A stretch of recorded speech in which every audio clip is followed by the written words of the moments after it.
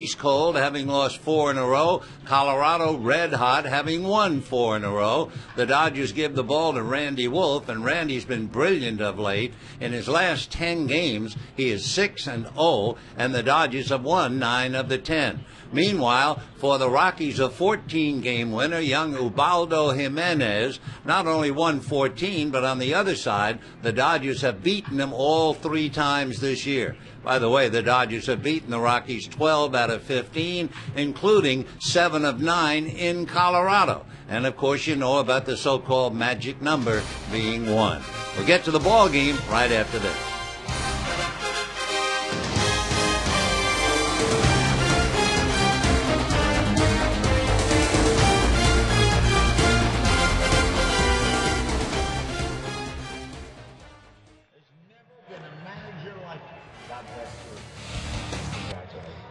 Hi, Tommy. Congratulations on 60 years.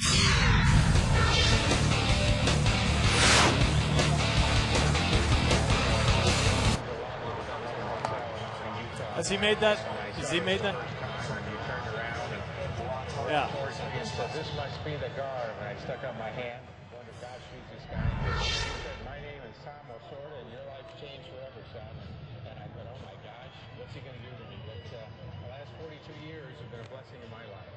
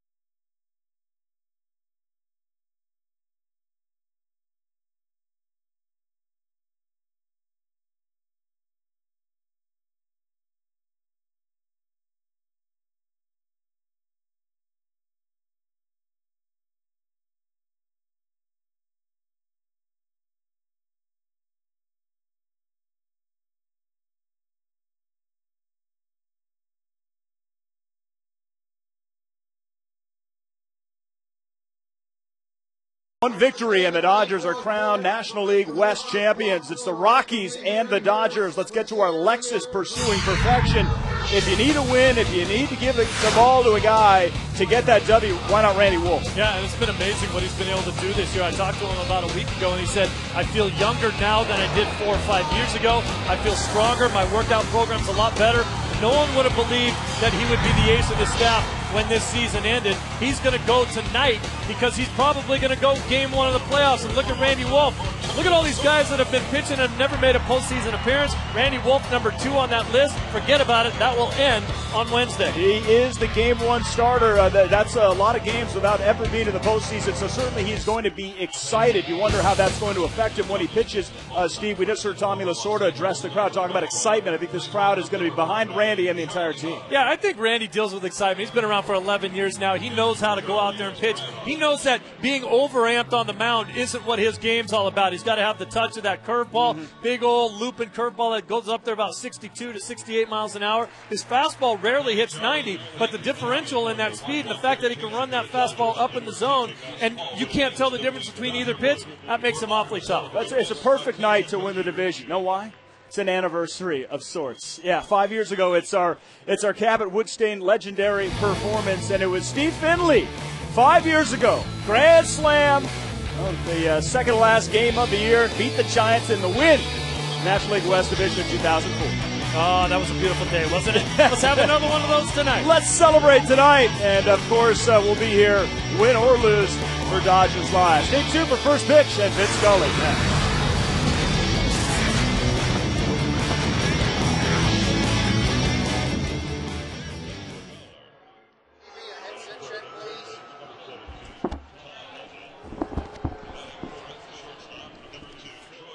Hiya, Brad.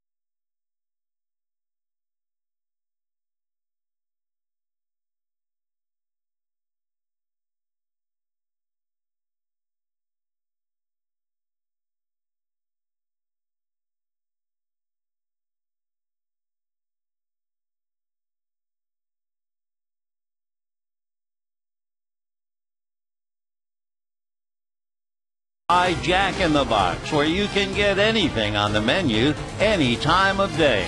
By Hankook Tires, tame the road with Hankook Tires. And by the Metropolitan Water District of Southern California and the family of Southern California Water Agencies. Hi, everybody, and a very pleasant Friday night to you, wherever you may be. It is a pleasant Friday night here in Los Angeles, and especially at Dodger Stadium, as a big crowd slowly filing in to see if perhaps tonight is the night, underlining the word perhaps, the way things have been going for the Dodgers, playing poorly in Washington, then disappointing their fans by playing in Pittsburgh so poorly, and then to really undermine the fact that they've been on a treadmill to nowhere, the way they played for 2 games in San Diego. But they are home, sweet home, where they have done very, very well this year, and they are going up against a team that they figured to beat as far as past performances are concerned, because the Dodgers have beaten the Rockies 12 of 15, despite Troy Tulowitzki and others playing so exceptionally well. The Dodgers not only beat the Rockies here, but they also won 7 out of 9 in Colorado. Here's the way Jim Tracy's card reads. Carlos Gonzalez leads off in left field, Dexter Fowler in center, and the kingpin Todd Helton at first. Troy Tulowitzki, once they put him in the cleanup spot, he really found a home. Garrett Atkins will be at third base. Yorvit Torrealba behind the plate. Ryan Spilborghs will be in right field. Clint Barmas, the second baseman, and Ubaldo Jimenez, a 14-game winner, on the mound. On the mound for the Dodgers, certainly somebody who is accustomed to winning tough ones. He's won 100 games in his career, a 16-game winner for Philadelphia a few years ago. And, of course, we're talking about Randy Wolf. Wolf is 11-6, should have many more victories when you realize he has 16 no decisions. But the best way to translate a no decision is the fact that you kept your ball club in the game. And Randy has been a specialist in that. And of late, he has more than kept them in the game.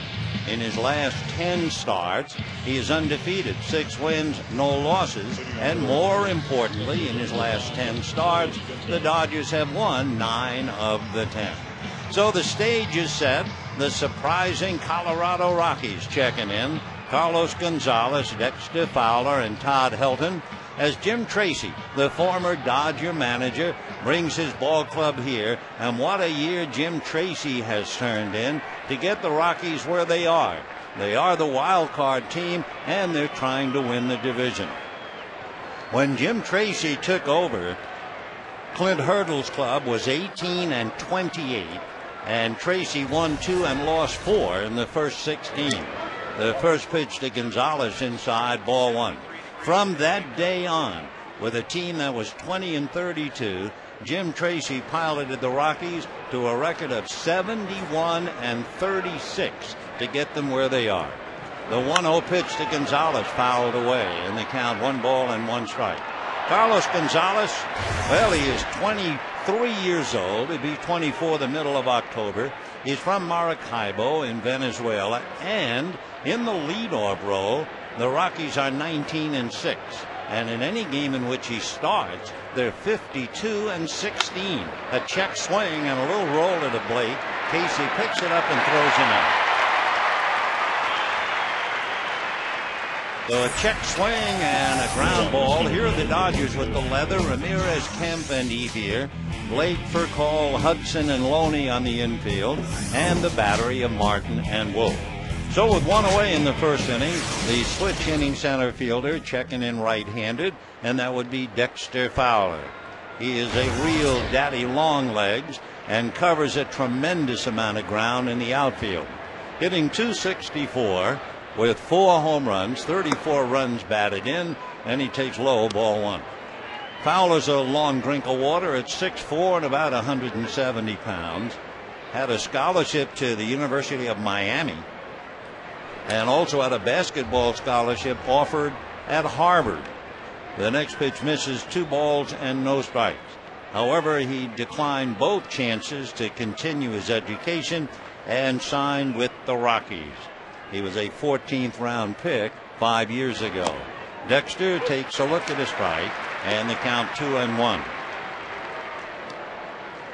So Dexter, Fowler with Todd Helton on deck, as the Rockies really try to do something that would be historical. And there's a ground ball up the middle. Furcall can't get it, and it's into center field. So a 1-out single will bring up Todd Helton. Here's the thing. Todd Helton. It was back on June the 3rd, and the Rockies were 15.5 games out of first place. The 1914 so-called Miracle Boston Braves won the pennant. They were 15 back. The 1978 New York Yankees won the pennant. They were 14 games back. And the 1951 Giants took one from the Dodgers. They were 13 games back. So should the Rockies get hot, sweep the Dodgers, win the division, they would have done something that no team has done, coming from 15.5 games back. So it's a big series for Tracy and his young club, and we say young, he always points to them and says they're going to be around a while. The pitch to Helton is up, ball 1. Now you have quite a battle here, because Randy Wolf has been magnificent, especially against left-hand hitters. Left-hand hitters are hitting less than 152 against him because Gonzalez grounded out. Helton is hitting only 179 against him. Throw to first, and Dexter Fowler back on the bag. Fowler runs very well. He has stolen 27 out of 37. So young Dexter staring at the mound, and the veteran Todd Helton waiting at the plate. Just starting. So pull up a chair, spend part of the evening with us. Another throw to first. Fowler back on the bag. So Randy Wolf working on Helton and keeping an eye on Fowler. 1 out in the first inning, no score. Todd Helton has truly been a magnificent player over the years for the Colorado Rockies. The 1-0 pitch is fouled away. However, he has struggled against the Dodgers, and he has a lot of company. The Dodgers, by beating the Rockies 12 out of 15, have done it basically shutting down the Colorado hitters. Here's a lineup. Atkins 196, Varmus 180, Helton 178, Stewart 107, Torrealba 118, Tulowitzki 190, Giambi 182. Here's the 1-1 pitch, and Helton looks at a breaking ball off the plate. Ball 2-1. Of course, there is one huge exception. There is one member of the Rockies who usually gives the Dodgers a very bad time, and that would be Brad Hopp. Hopp hitting .362 and .352 in his career against the Dodgers, but he is not in the starting lineup. 2-1 pitch, and that's a strike, and the count 2-2. Brad Hopp is hitting .250 with a home run against Randy Wolf. So Hopp sits and waits and worries, I'm sure, for his next opportunity. And Todd Helton takes a little walk away from the plate. Yesterday, when the Colorado Rockies had to play on what turned out to be an off day for the Dodgers, it was a big day again for Colorado. The 2-2 pitch is on the outside corner, strike 3 called. So Todd Helton is caught looking. 2 down in the first inning, and the batter will be Troy Tulowitzki. The Randy Wolf just ran one in there, and it got the edge, and down goes Helton. October the 1st, 1996, the Rockies won, beating the Giants, and won the wild card. October the 1st, 2007, they won the wild card, and remember that year, that's when they won 21 of 22. And then lost to the Red Sox in the World Series. So the Rockies have been through it, some of them a couple of times. And then, ironically, October the 1st turned out to be another big day in a month that is now called, certainly in Denver, Rocktober. Troy Tulowitzki, waiting at the plate, takes off the plate. 1 ball and no strikes. 2 down, first inning, no score. Tulowitzki, who went to school down here, Long Beach State. Boy, they've had some wonderful players who went to school and played ball at Long Beach State. The 1-0 pitch swung on and missed. He tried to uppercut it. And 1-1 the count to Tulo, as they call him. Tulowitzki, born in Santa Clara, lives up in Sunnyvale. Had an unassisted triple play, only the 13th in history. He did it against the Braves. Right-hand hitter waiting, and the 1-1 pitch. Randy comes back, fastball at the knees for a strike. 1-2. Tulowitzki has really sparkled once they put him in the cleanup spot, and he's only going to be 25 years old. So when Jim Tracy points to his club and says they're not going away, you understand what he means. 1-2 the count to Troy Tulowitzki. Wolf at the belt. Randy works inside with a fastball to drive him off the plate, and a 2-ball, 2-strike count. So Randy trying to win his 12th. He's already beaten the Rockies once this year, and he is 5-2 lifetime. Tulowitzki, maybe he presses when he comes to Los Angeles, because he's hitting a $120 at Dodger Stadium this year. He has just 3 hits here in 25 at-bats. Now the 2-2 pitch is instead a throw to first, and jumping back on the bag, Dexter Fowler. Dodgers struggling, as you know. They've lost 4 straight, 5 out of 6, had a terrible road trip. But you know, Joe Torre managed a ball club that just went south and still made it to the playoffs. Back in 2000, the Yankees lost 15 out of 18 and went all the way and won the World Series. The pitch to Tulowitzki is very high. Ball 3. So 3-2 the count, as Torre, Honeycutt, Schaefer, and all the Dodgers leaning forward. This is not just another game. It is not just another effort to destroy the magic number of 1. They're battling right now to win the division. 3-2, so Fowler will be going. He takes off late on ball 4. So Tulowitzki draws the walk. Dexter Fowler advances to second, and Garrett Atkins coming up. When you talk to people in and around Colorado, they talk about the fact that this will probably, and we'll put quotes around the word, probably be the last year that Garrett Atkins will wear a Colorado uniform. Garrett is a local boy, went to school here at UCLA, 3-time All-American, born in Orange and lives in Irvine. Right-hand hitter, batting only .226, and he takes high, ball 1. Atkins, 9 home runs, but here's the killer. He has 48 runs batted in. Do you know he averaged 100 RBIs in each of the last 3 years? And here he is in October with 48. So it has been a really bad year for Garrett Atkins. He hits late and foul off to the right out of play, and the count 1-1.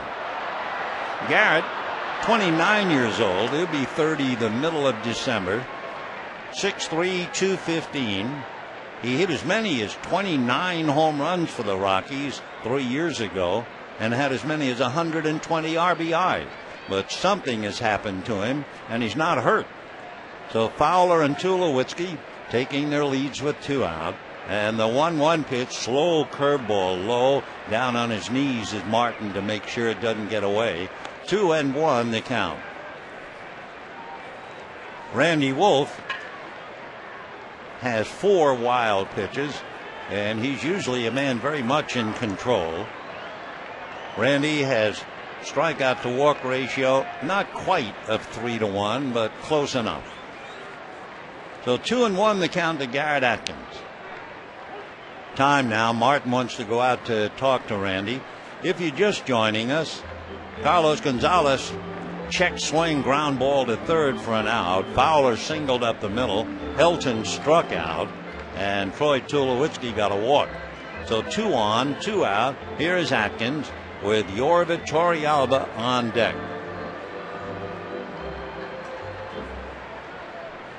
All right, Garrett Atkins back up and waiting. Now Wolf out of his stretch, checks the runners. 2-1 pitch on the way. Big, slow breaking ball that stayed up. 65-mile-an-hour soap bubble. And a 3-1 count to Atkins.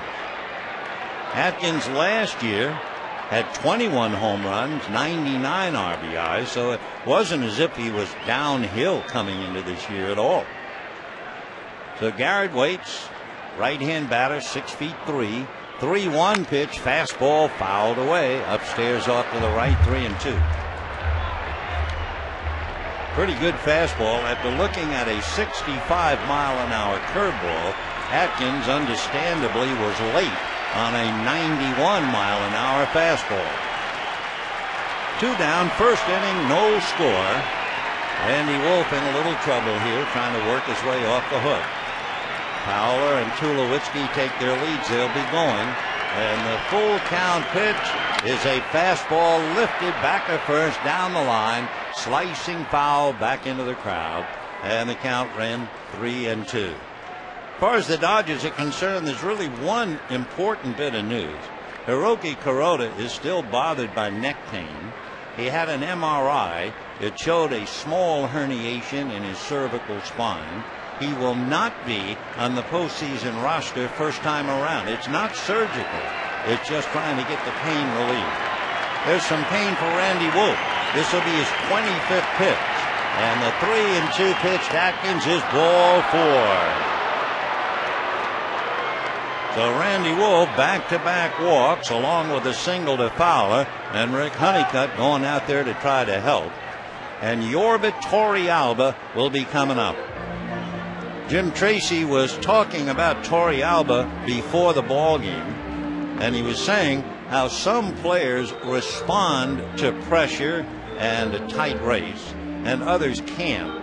Torrealba really has responded. He had 14 runs batted in all year, and in September he has 15. Though Torrealba checks in batting .292, 2 home runs, 29 runs batted in. He has taken over the job behind the plate. Chris Iannetta alternates a bit with him, and of course Iannetta was a hero, winning the 11-inning game with a home run to right center field in Denver the other night. So as Iannetta sits and watches, Torrealba is up there in a big spot. Against anyone with runners in scoring position, Torrealba is hitting .500, whether they be left or right. So the right-hand hitting catcher looks at a slow breaking ball inside, ball 1. For Randy Wolf, surprisingly, he has not been able to get a first pitch strike. Not yet. And that's not a good way to pitch. 1 ball and no strikes to Torrealba, who swings, drives one into right center and deep, heading towards the wall. It's going to go off the wall. In comes Fowler. In comes Tulowitzki on a long double by Torrealba, who's at it again. And the Rockies take a 2-0 lead in the first inning. Boy, is that something? He had 14 RBIs all year, and he's had 17 RBIs in September, plus the spillover today. The Yorvit Torrealba is now 21 for 41 with runners in scoring position. Unbelievable. And the surprising Rockies have jumped out in front 2-0. Of course, when you're struggling like Wolf, missing on that first pitch, big league hitters usually fatten up. The pitch now to Ryan Spilborg, swung on and missed, and the count 0-1. Spilborg's a local boy from Santa Barbara. Ryan, 30 years old. Right-hand hitter, in the strike 1 pitch in the dirt, smothered by Martin. 1 ball and 1 strike. Rockies with runners at second and third. Garrett Atkins at third, ready to come home if one gets away. And Torrealba, the butter and egg man, just delivered a double to drive in 2. Spilborg's waiting, 1 ball and 1 strike to count. Randy Wolf back, slow and up, ball 2. So that 65-mile-an-hour curveball that he usually throws for a strike, maddening to the hitter, but he's not been able to do it, and he's actually missed the strike zone more times than he has hit it. He has made 30 pitches here in the first inning, and the Rockies lead 2-0. Randy from a stretch. The 2-1 pitch is taken very high, ball 3. On deck, Clint Barmouth. So second and third, 2 out. And a 3-1 count to Ryan Spilborg. Spilborg's kind of spread-eagled at the plate, slightly bent at the knees. Randy looks in to get a sign from Martin. Now the 3-1 pitch on the way, and it's a fastball for a strike. 3-2 the count. Spilborg started to go to first, but it was a good pitch. The plate umpire is Dana Demuth. Doug Eddings at first, Brian Gorman at second, and Hunter Wendelstedt at third. So we have 2 chips off the old block. Brian Gorman, whose dad Tom umpired, and Hunter Wendelstedt's dad Harry. The pitch is fouled away, and it's still 3-2 to Ryan Spilborg. Spilborg's, in talking about his name, says his father was born in Belgium and his mom in Guatemala. And as he said, I might be the only Belgian Guatemalan human being besides my sister. Well, maybe. 3-2 the count to Ryan. Out of a stretch goes Randy Wolf. And the 3-2 pitch is very high. That brought Russell Martin out of the crouch. So the bases are loaded for the second time in the inning. And Clint Barmouth, the 8th man, coming up. And Wolf is not only missing, but he's missing a lot. You know, sometimes you'll see a pitcher and he's not hitting the strike zone. He's not really wild. He's just off by a little here, a little there. But Randy's flat out having trouble. So now Clint Barmouth, a 30-year-old out of Vincennes, Indiana. He's the only rookie in Major League history to hit a walk-off home run on opening day, and he did it against Trevor Hoffman. He takes the strike, and the count 0-1. Clint's batting .248, but he has a lot of sock. 23 home runs, 76 runs batted in. Not done well in his past with the bases loaded. Strike one pitch, and that's a little low. Down in the Dodger bullpen, they're not waiting too long for Randy. James McDonald begins to throw in a hurry. 1-1 the count to Clint Barmas. 2-0 Rockies first inning. And the pitch by Randy is a little ground ball to Casey Blake for the force play to Hudson.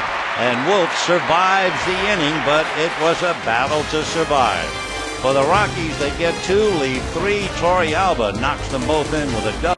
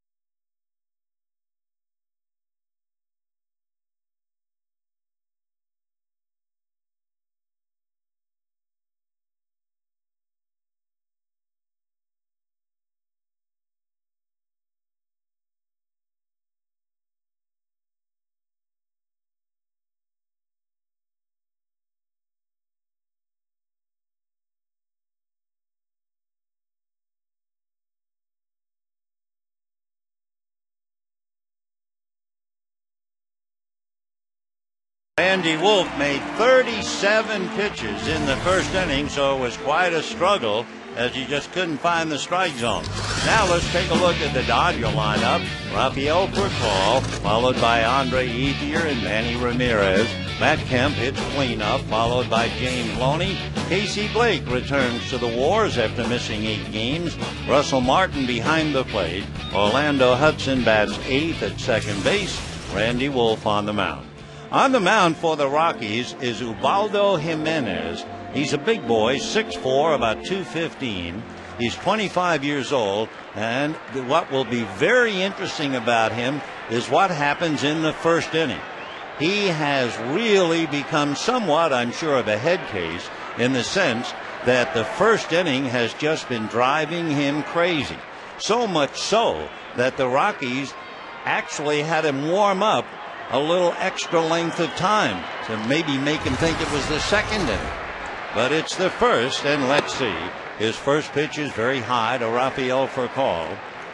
Rafael batting .267. He has 9 home runs, 47 runs batted in. Atkins plays in on the grass. Percal takes low. So for the Rockies, in watching Jimenez, it's one of those, here we go again. So we'll see. The 2-0 pitch on the way, and it's a fastball strike, and the count 2-1. Jimenez comes in with a record of 14-12, but the Dodgers have beaten him all 3 times he has met this year. He's 4-3 lifetime. 2-1 pitch to Percal is taken inside, ball 3. So for Jimenez, you get the feeling after talking to the Rockies and those who cover them every day, if he gets through the first inning, he's going to be very tough. Fastball strike. And if he doesn't get through the first inning well, he's in a lot of trouble. So we'll see. Jimenez is from Nagua in the Dominican Republic, lives in San Cristobal. And the pitch to Percal, ground ball to short. Up with it there is Tulowitzki to throw him out. And we have 1 down. Dodgers have certainly manhandled the Rockies this year. When you realize in Denver, the Dodgers won 7 out of 9 against a ball club that excelled at home. And then for good measure, the Dodgers have beaten the Rockies 5 out of 6 here. But you know, the Rockies had a great home record this year. They were 51-30. The Dodgers, to give you an idea, have excelled at home, and they're 48-30. And here now is Andre Ethier, and he takes low ball one. If ever a ball player said home sweet home, it's Andre Ethier. Talk about a bump in the road. He went 1 for 29 on the last road trip. The 1-0 pitch on the way, and Andre promptly hits it into left field down the line. Base hit. Good for 2 at least. Over to get the ball is Gonzalez. Ethier will hold with a double to left.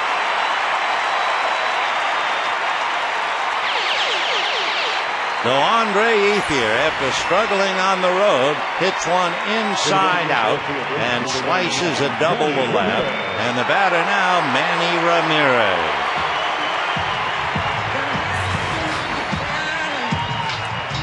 So Jimenez in trouble now with a runner at second. Ramirez, however, against him in the past, just 1 for 9. That would translate into a 111 batting average. So the Rockies lead the Dodgers 2-0. First inning, a 1-out double by Ethier, and Manny checks in at the plate. Jimenez out of his stretch, looks back at Ethier, works a fastball in there for a strike. It says 100 on the gun. He certainly throws an honest 97 to 98. I mean, he can really throw. 0-1 the count. So Ramirez waiting, trying to pick up Ethier. Now the strike one pitch on the way. Check swing foul off to the right, 0-2.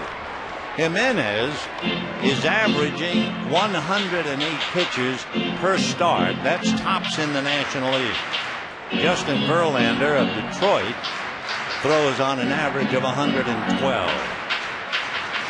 So the big fella throws hard, but he throws a lot.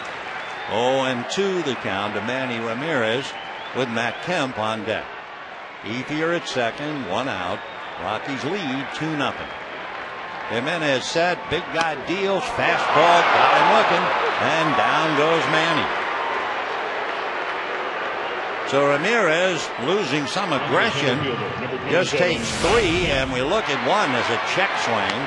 Took the first one at the knees, checked on the second one, and looked at the third one, and takes a long walk back to the dugout. So for Manny, he's 1 for 10 against Jimenez, and he has now struck out 77 times. So 2 down, and Matt Kemp checking in, and checking Kemp.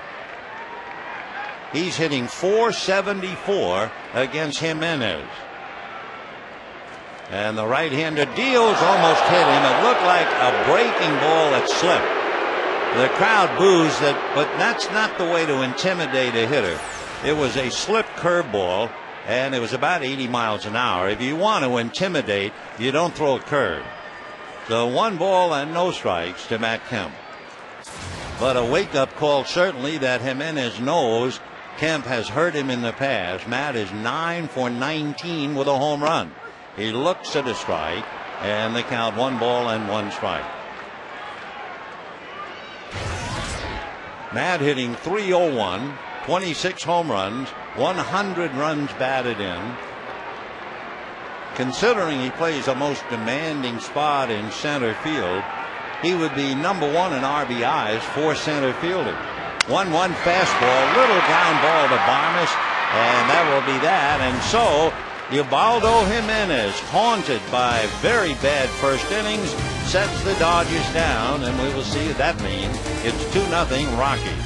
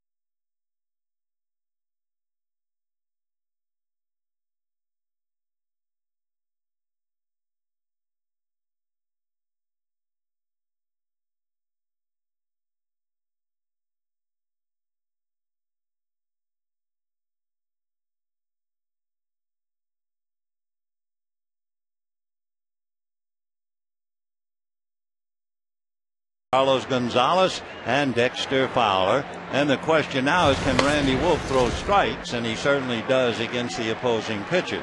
One thing about Jimenez, he has improved dramatically with the bat. Tell you why in a moment. The strike one pitch is hit foul outside of first. Prior to this year, Jimenez was hitting .064. Right now, he has 13 base hits and he's batting .224. Here's the strike two pitch on the way. Big sloppy curve. That's the one that he usually throws for a strike, and it's not breaking for him because it's very early in the game. 1-2 the count to the right hand hitting Jimenez. The 1-2 pitch on the way. Another breaking ball hit very slowly to third. Blake charges, gloves, throws, and gets him. One away. There are a lot of fellas who are so fortunate. They start up their big league career, and before you know it, they're in postseason play. But there are other active pitchers and other players who have never made it. Roy Halladay, 287 without making it. Randy Wolf, 275. And then Wright, Moeller, and Burnett, active pitchers without an appearance in the postseason. So Randy has a lot going as he works on Carlos Gonzalez, and the left-hand hitter takes a strike in the count 0-1. Gonzalez on a check swing grounded out in the first inning, and Helton struck out. So the charm of Wolf against left-hand batters continues. The strike one, fast one is off the plate. Coming into the game, left-hand batters 152, and they're 0 for 2 against him tonight. So he's even whittled that down a little bit. 1 ball and 1 strike to Gonzalez. And the 1-1 pitch fouled away off to the left out of play. 1-2. Gonzalez has pretty good running speed, but he's been bothered with a tight hamstring, so he has to be very careful. He is a player who came here. Remember when they traded Matt Holliday to the A's? Well, they got Houston Street and Carlos Gonzalez. Here's the 1-2 pitch, and that's fouled away. Gonzalez hitting .284, 13 home runs, 29 runs batted in. Those who see him every day say he is a 5-tool player, and a former Dodger who certainly could spot a 5-tool player, Brett Butler, had him at Mobile 2 years ago. Here's the 1-2 pitch on the way. Check swing. They're going to look. No swing, says Hunter Wendelstedt. And the count, 2 balls and 2 strikes. So Carlos Gonzalez, when he starts, as we mentioned earlier, they are 52-16. And when he leads off, they're 19-6. We'll see how that holds up tonight. 2-2 pitch on the way is swung on late, sliced down the left field line, going foul. Back into the crowd. Manny came over, but only to take a look. So Carlos, in his last 5 games as a leadoff hitter, is 7 for 19 with 2 doubles, a triple, a home run, 4 runs scored. So he is showing people that he could very well be a 5-tool player. He came up briefly with the A's last year, had 4 home runs. So 2-2 the count. Randy into the windup. Wolf delivers fastball hit down to shortstop. For call, guns him out, and we have 2 down in the second inning.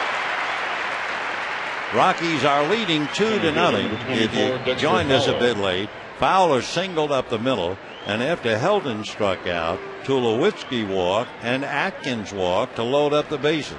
And Yorbit Torrealba, who has had a remarkable September spilling over into October, probably doubled the gap in right center to drive in 2. Torrealba hitting the base of the wall at right center field. The first pitch now fouled away by Dexter Fowler upstairs off to the right. 0-1 to the Georgia boy. Fowler is hitting .321 as a right-hand batter, only in the 230s batting left-handed. So Dexter with a strike 1 pitch tries to time it, pulls it foul, and the count 0-2.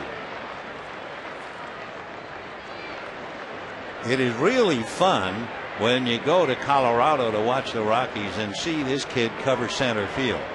I mean, Daddy Longlegs is an understatement. He's all over the place out there. Strike 2 pitch on the way, and Fowler takes just inside, ball 1. 1-2.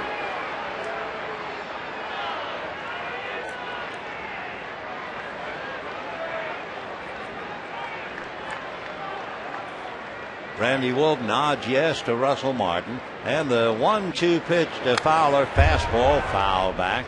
So Dexter's still there, 1-2. We mentioned earlier about the schools that were interested: University of Miami for baseball, Harvard for basketball. And in talking to his dad, his father said, "Son, what do you really want to do?" He said, "I want to go to college, but only to play baseball." It's a ground ball to Orlando Hudson, and down he goes. And for Randy Wolf, he's the one who had the shaky first inning, not so much Jimenez. And at the end of an inning,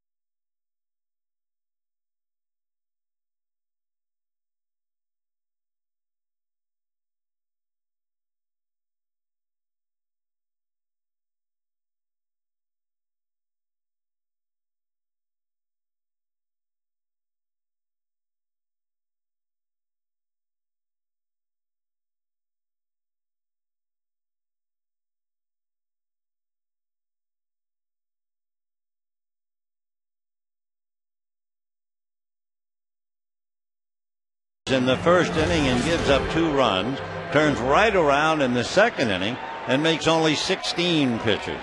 Meanwhile, we go to the bottom of the second, and the Dodgers will have James Loney, Casey Blake, and Russell Martin, with the Rockies leading 2-0.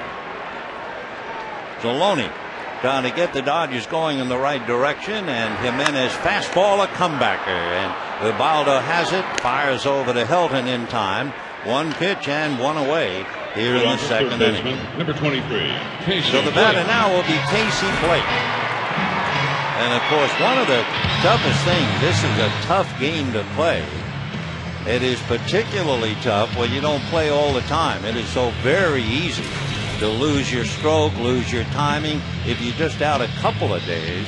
And for Casey Blake, remember, he missed 8 games with that tight hamstring.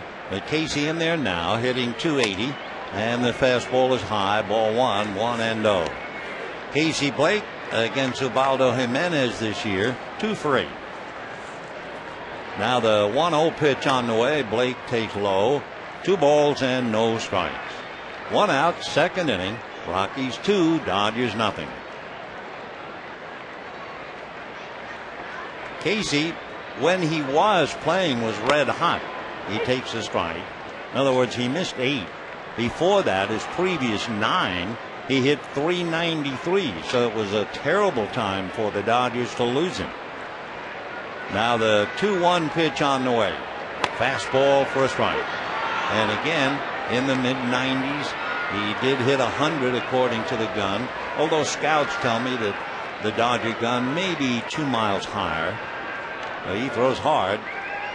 2-2 the count to Casey Blake. Jimenez delivers. It is swung on and fouled at the plate. Still 2-2. Those who watch the Rockies every day say, in one respect, Yorvit Torrealba has fallen into a problem. He has a tendency to just stay on one pitch. He's checking his mitt to make sure it's still together. They say Torrealba has a role whereby he'll just call fastballs for quite a while. 2-2 pitch on the way. Fastball, and it's low, ball 3. Maybe a little break at the end of it. So 3-2 the count. Ubaldo Jimenez. The 3-2 pitch on the way is in there. Strike 3 call. There was a high slider with a late break on it, and down goes Blake. You know, Sunday's your last chance to enjoy a Sunday in the sun at Bleacher Beach. You'll enjoy unlimited barbecue fresh off the grill, a Dodger beach towel, a private beach party presented by Bud Light. To purchase tickets, visit Dodgers.com/beach or call 866-DODGERS. 2 down, second inning. Jimenez has struck out 2, and now Russell Martin shows bunt, pulls away, and the pitch is in for a strike anyway. And the count, no balls and 1 strike. Martin hitting .250, 6 home runs, 52 runs batted in. Rockies 2, Dodgers nothing, second inning. The next pitch in the dirt, dug out by Torrealba, and a new ball put in play by Dana DeMuth. The plate umpire has had over 25 years in the big leagues. Dana, born in Ohio, lives in Arizona. 25 years under his belt. The 1-1 pitch is a little low. 2-1 off speed. The Torrealba now has settled not just for the fastball, changes, sliders, and some fastballs. And the 2-1 pitch on the way.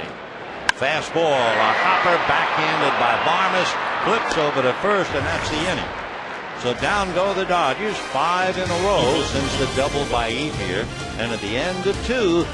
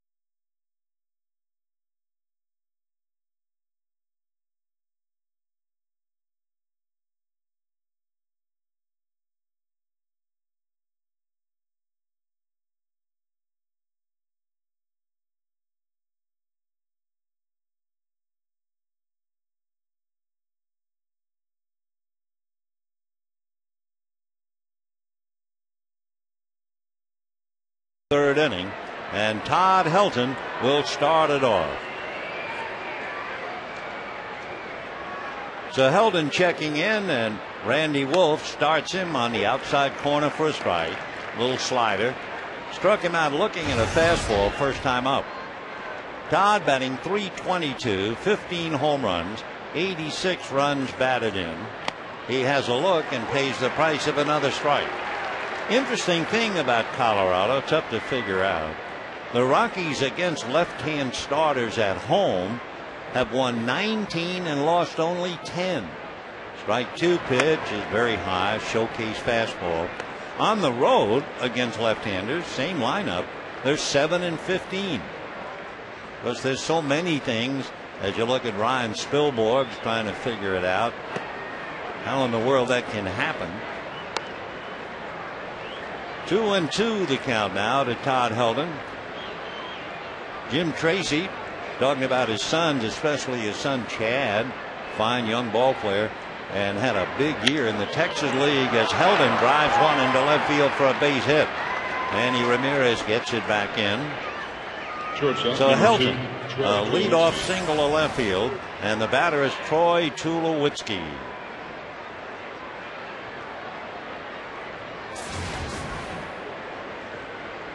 So Todd Helton going strong at 36. A line drive single to left, and Troy Tulowitzki checking in. Walked in the first inning and scored on the double by Yorba Torrealba. And the pitch to Tulo is grounded foul. 0-1 the count to Tulowitzki. Tulowitzki has a great arm. In this series, you'll see two shortstops who can really throw, Rafael Furcal and Tulowitzki. In fact, when Tulowitzki was in college at Long Beach State, they clocked him on a throw to first, completing a double play. It was 94 miles an hour. He lifts one into shallow left field, and Furcal goes out and makes the catch. So Tulowitzki pops up to Furcal, and the batter will be Garrett Atkins. 2-0 in favor of Colorado. Atkins walked in the first inning.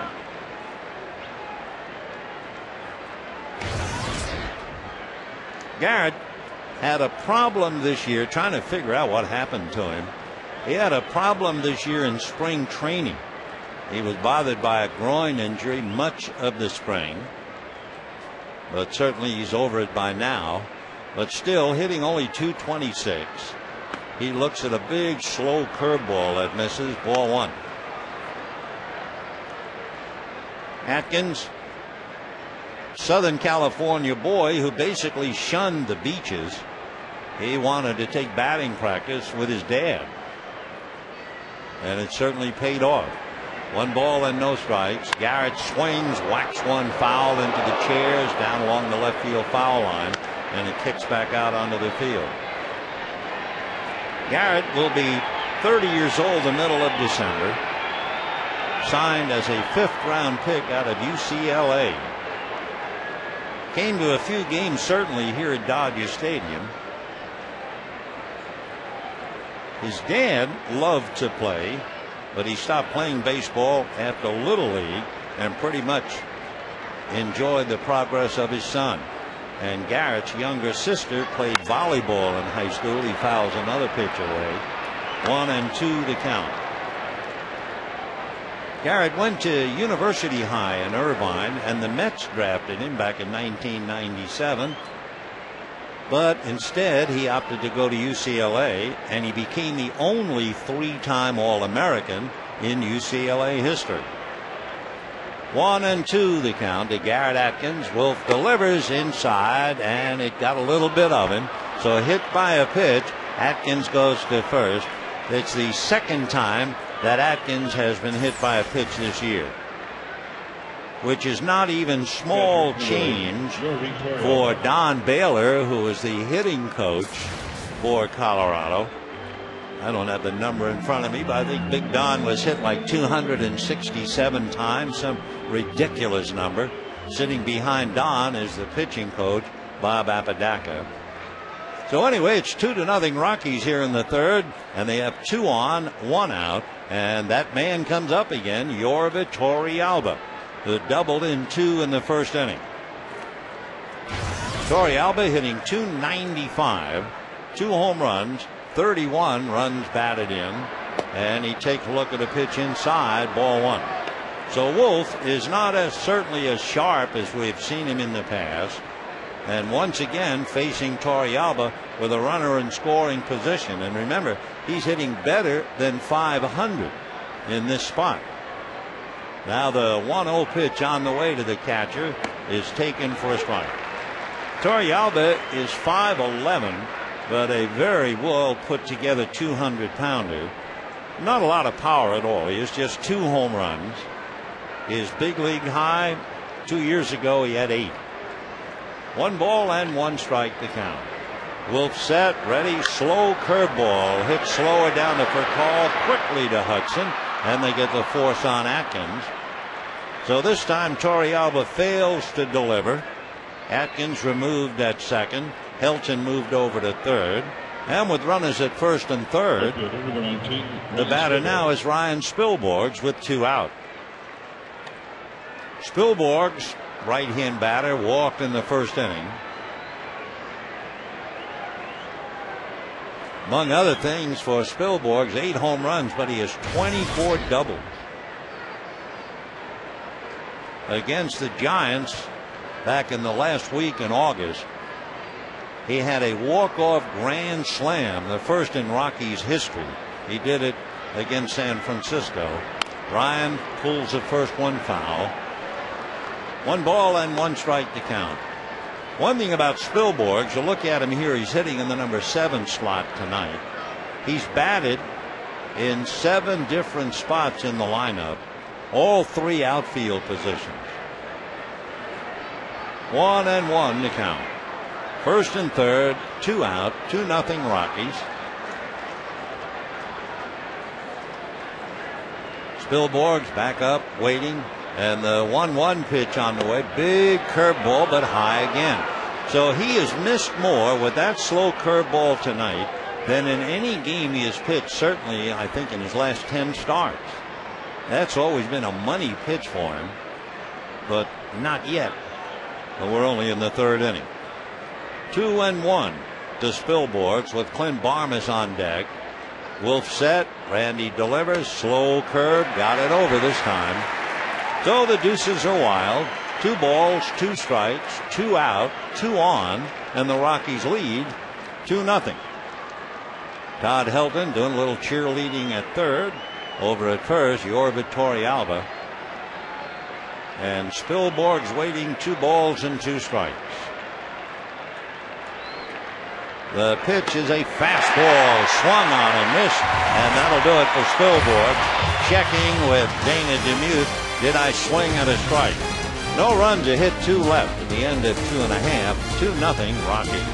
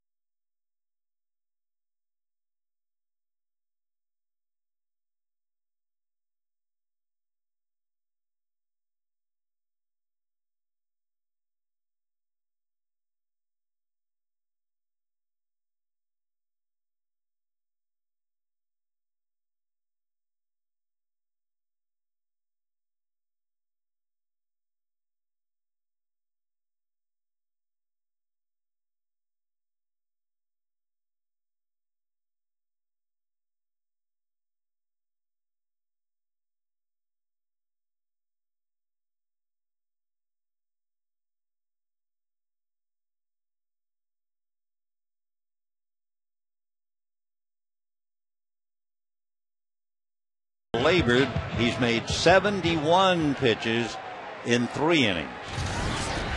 So here's Hudson batting .285, 9 home runs, 62 runs batted in. Orlando hitting .267 against Jimenez. And the first pitch outside, ball 1, 1-0. Ronnie Belliard is still not quite ready to play. Although Joe Torre said before the game, Belliard may hit tomorrow. Pinch hit, that is. The next one to Orlando way inside, ball 2, 2-0. Belliard, however, will be ready next week for postseason play. So he waits and heals. 2-0. Hudson swings right through the next one, and they count 2-1. It was a couple of years ago, 2007, when Ubaldo Jimenez made his major league debut. Just a big young kid out of the Dominican. He made a very smart move. He had his father move in with him and be his roommate for the year. He's high to Hudson, ball 3. And so his dad was there to comfort him when things went badly, keep him in proper perspective when he did well. The 3-1 pitch on the way, and Hudson fouls that back. 3-2 the count. So Jimenez in the first game. As far as pitching is concerned, and that's really the whole ball game, left-hander Jorge De La Rosa, a 16-game winner, will be on the mound for the Rockies tomorrow against Clayton Kershaw. 3-2 pitch is inside, ball 4. So the Dodgers get a leadoff man aboard here in the 3rd inning.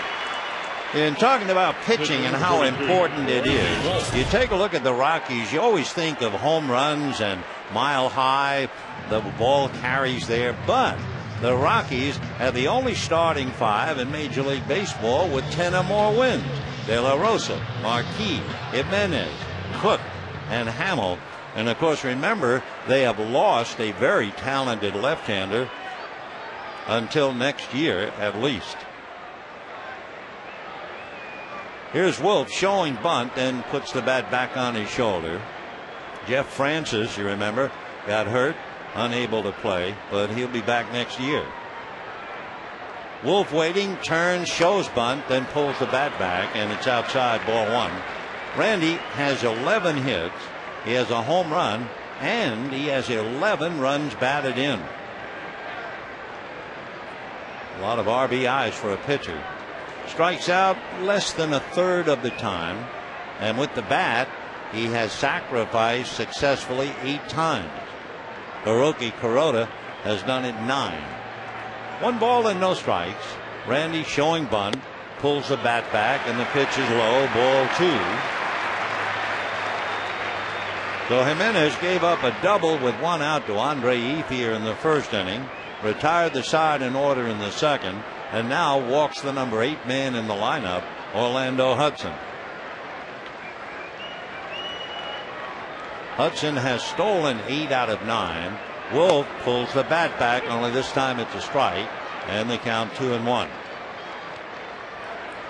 So since Randy strikes out about a third of the time, you can't just consider him as a pitcher up there to bunt. And let's see what they do. 2 balls and 1 strike. Jimenez, a high set, comes back 2-1, and he's way outside, ball 3. For the Dodgers, they have seen Jimenez go up like a balloon. They've beaten him all 3 times this year. And now, after going deep into the count, Wolf has things his way. 3 balls and 1 strike. Hudson held on by Helton. 2-0 Rockies, bottom of the 3rd. And the pitch is bunted out in front of the plate, picked up by the pitcher who makes the play. So Jimenez got to the bunt quicker. It looked like Torrealba took a long time to get out from behind the plate. So on the sacrifice, his 9th, Hudson takes 2nd, and the batter will be Rafael for call. Don't forget, Dodgers-Rockies tomorrow. The first 50,000 fans in attendance receive a 2010 Dodger team photo calendar presented by the Hart Gallery. For tickets, visit Dodgers.com or call 866-DODGERS today. So the Dodgers, for the second time in 3 innings, have a runner at second base. And for COL trying to pick up Hudson, Raphael grounded to short in the first inning. Tulowitzki with for COL batting left-handed, and the pitch inside, ball 1. Tulo shading to his left for 2 purposes, figuring for COL might hit the ball that way, and it also takes a step or 2 away from Orlando Hudson. Tulowitzki directly behind him, and Boa trying to watch carefully from the coaching box. The 1-0 pitch, and that's low, ball 2. Let's take a look at Ubaldo Jimenez. He has 188 strikeouts coming into the game, so he now has 190, and he has walked 82. So a little better than 2-1. Big guy nods yes, now out of his stretch. 2-0 pitch to for COL in for a strike, and a slider it was, 2-1. Jimenez first came up to the Rockies 3 years ago, but only pitched 7 innings. 2 years ago, he was 4-4. Last year, 12-12, and now 14-12. Fastball very high, ball 3. So he's a right-hander who, when in trouble, struggles to get out of the trouble. Andre Ethier waits on deck.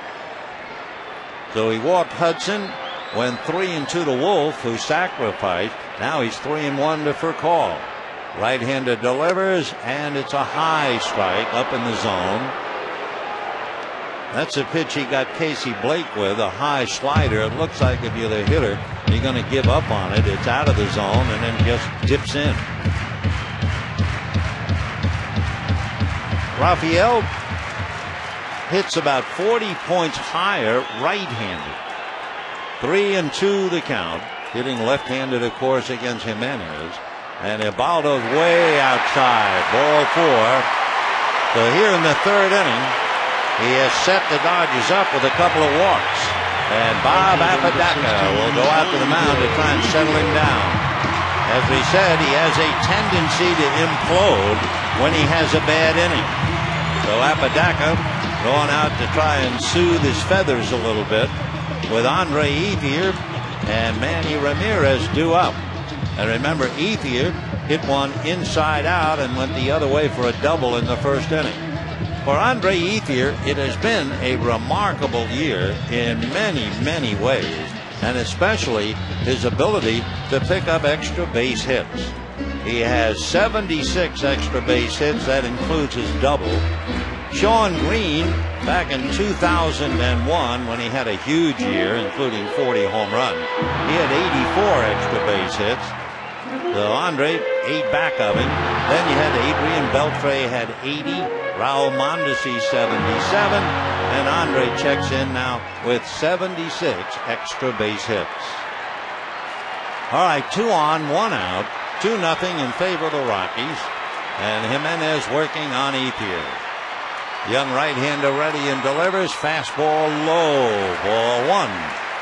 1-0. Ethier was hitting .250 against Jimenez when he doubled the left field. Hudson and for COL out on the lines. Time runs are out there. The 1-0 pitch, and Ethier takes low. Ball 2. So with Jimenez, sometimes when you see him pitch an inning like this, it's like watching a dirigible take off, slowly going up higher and higher, and the hitters trying to exercise extra patience to make him throw a strike. 2-0 the count. Hudson at second, for COL at first, 1 away. 2-0 Rockies. A pickoff play, a tag too late. Tulowitzki, as we told you, shading with a left-hand hitter up to Bird Dog Hudson. It was close with no cigar. They had Hudson leaning, but the throw was high. Had the throw been low down near the bag, they might have gotten it. We'll never know. All right, 2-0 the count to Andre Ethier. Jimenez ready. Here he comes. Swung on and missed. 2-1. Great changeup. He threw that thing with the exact same form of a 100-mile-an-hour fastball, and he dropped that down into the middle 80s. 2-1 the count to Andre Ethier. Jimenez concentrating on Torrealba. Now nods yes.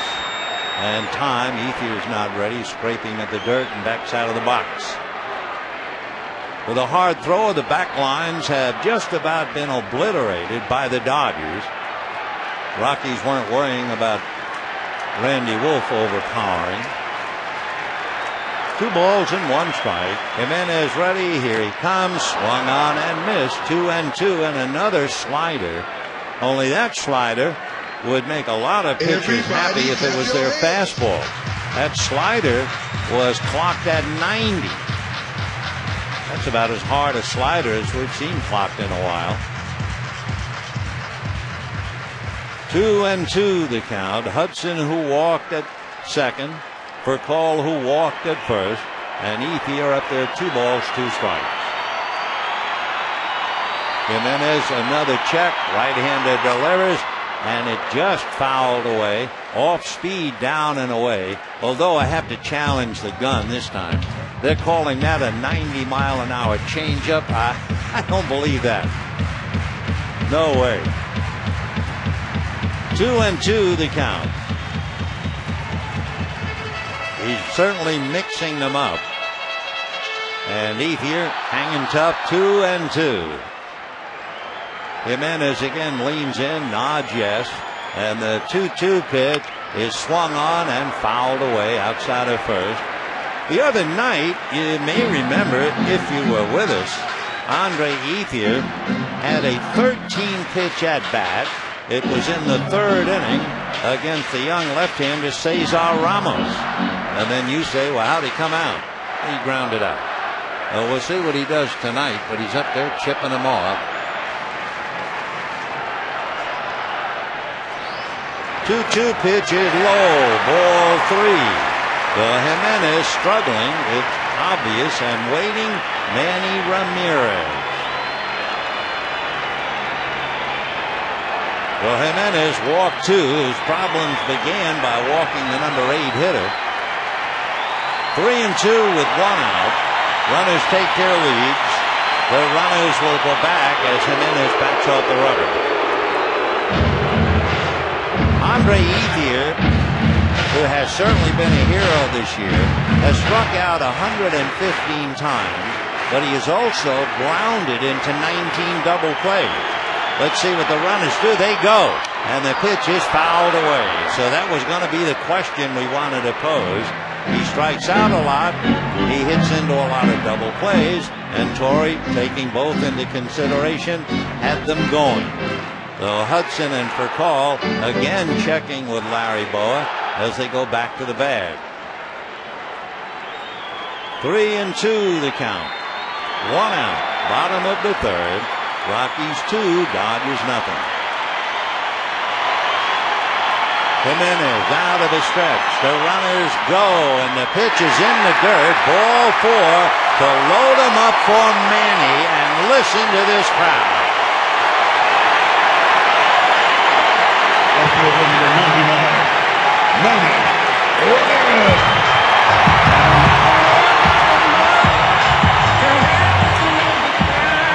Well, you know what they want. The majority standing and screaming. Brings back one of Manny's brightest moments of the year, that pinch hit grand slam. Now up there, bases loaded, 1 out, 2-0 in favor of the Rockies. Manny with 21 grand slams. Lou Gehrig, the all-time leader, with 23. The infield is back in double play depth, and Jimenez now facing a huge channel and backing out. Manny decides to let him twist in the wind just a little bit. Ramirez struck out in the first inning, never had a good swing. And the first pitch is inside, driving him away. 1 ball and no strikes. So Jimenez is struggling, make no doubt about it. He has walked 3. When he walked Hudson, you knew he was starting to leak a little oil. Well, 1 ball and no strikes. Hudson, for COL, and Ethier are all out there, 1 away. Rockies 2, Dodgers nothing in the third. The 1-0 pitch on the way is taken for a strike, and they went to the slider again. In watching him of late, you get the feeling he's throwing his slider more accurately than his fastball, and he has mixed in several good changeups. 1-1 the count. When he struck Manny out, basically fastballs at the knees. 1-1. Here he comes again. Fastball swung on and foul back, and the count 1-2. With the bases loaded in the first inning, Yorber Torrealba doubled in 2 runs. Now the Dodgers have the bases loaded with 1 out. Jimenez is certainly struggling. He's ready to make his 30th pitch in the inning after making 26 pitches in the first 2 innings. 1-2 to Manny Ramirez, pinwheeling the bat around and around, pounds the plate, and now waits. And the 1-2 pitch is in the dirt, and I mean wild pitch. 1 run scores, and holding now at second and third as Jimenez got 1 away.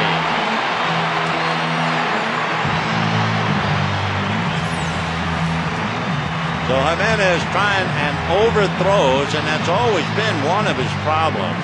That is his 8th wild pitch. And by the way, when Ubaldo was in the minor leagues, they figured he would throw a wild pitch just about every other game. In 138 games in the minor leagues, he uncorked 64 wild pitches. So it is now 2-1 Rockies. Dodgers at second and third, 1 out. 2-2 the count to Manny. The infield is back this early. And Jimenez delivers, breaking ball, got him swinging. That looked more like a curveball. Maybe he just got a piece of it. Though he's still hanging around at the plate. He'll hold everything. And now Manny walks away. I guess he forgot to count. And of course, whenever anybody hesitates, I automatically think I'm wrong. So Manny strikes out on a big overhand breaking ball. 2 down. And with first base open, you have Matt Kemp. Yeah, for some reason, Manny just hung around. I mean, I guess he didn't know he had 2 strikes on him. And then, with a little bit of a sheepish smile, takes his helmet off and walks back to the dugout.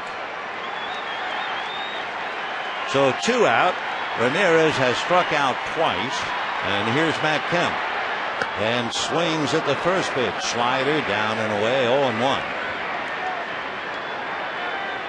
So the Dodgers have 1 hit and 1 run. And the Rockies lead 2-1. For COL is now at third. Ethier at second. Rafael bluffs down the line. And the strike 1 pitch, Kemp takes low. 1 ball and 1 strike. Rockies 2 runs, 3 hits. Dodgers 1 run, 1 hit. 1 hit. Remember? The base hit by Kemp in the first inning of Game 2 in San Diego. 1-1 the count to Matt. Here comes Jimenez, and that's a strike. And the count 1-2. So Jimenez, the old story, we have met the enemy and they are us. He could just say, and they are me. 3 walks and a wild pitch, and the Dodgers get a gift run. So 1-2 the count to Matt Kemp. Second and third, 2 out. 2-1 Rockies, third inning. Jimenez again, a high set. Big kid delivers just off the plate. Kemp started off and held up. That's the curveball. He hasn't thrown but a couple of curves. Sliders, changeups, and fastballs. But he struck Manny Ramirez out on a big overhand curveball. So for COL at the ready at third. Ethier at second. And Jimenez out of a stretch. The pitch to Matt is swung on and missed. It looked like a fastball at his eyes. So Matt is pressing, and down he goes. Dodgers get a gift run, and at the end of 3, Rockies 2, Dodgers 1.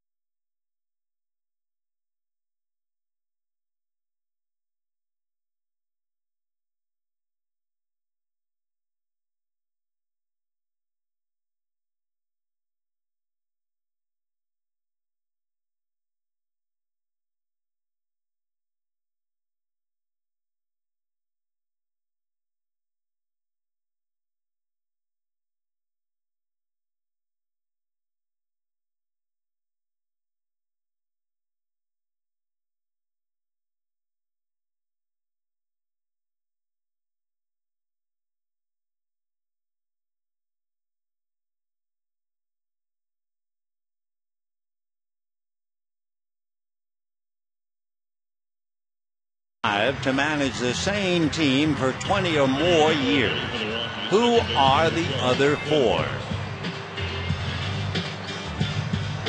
1 of 5. I will give the answer in a while, give you a chance to think about it. Meanwhile, 4th inning, 2-1 Rockies. Clint Barmes, Ubaldo Jimenez, and then Carlos Gonzalez. Ball 1. We've had 2 rather lengthy half innings. First inning, Randy Wolf made 37 pitches. Bottom of the 3rd, Jimenez made 36. That's just right. 1-1 to Clint. Jimenez waiting on deck.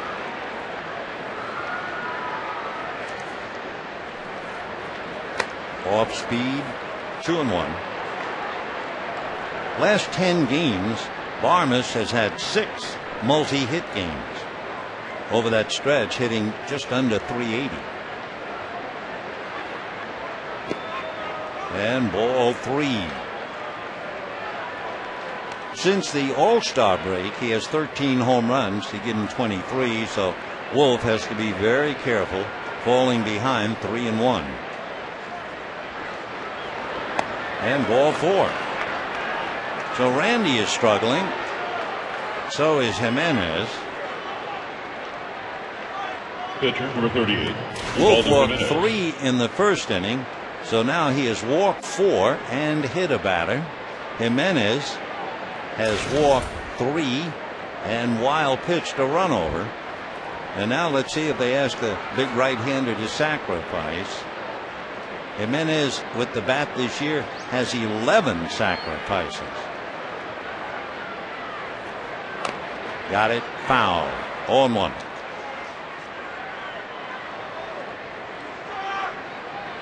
Tomorrow night, Jorge De La Rosa, a 16-game winner. Left-hander will go up against the young left-hander Clayton Kershaw. Dodgers announced Sunday Vicente Padilla would start. John Garland would be in the bullpen. The Rockies are not sure about Sunday. It just depends on what happens tonight and maybe tomorrow night. Clint Barmes has stolen 12, but he's been caught 10 times, so that does not make him a base running threat.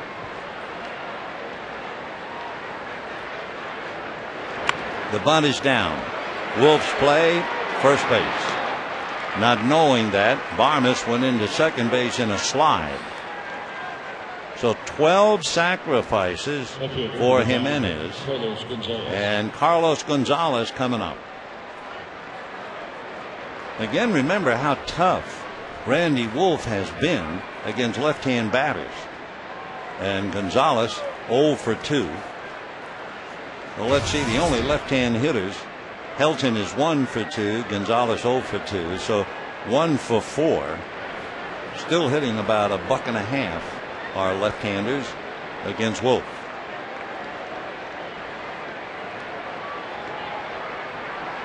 Two to one Rockies, 4th inning. 1 out.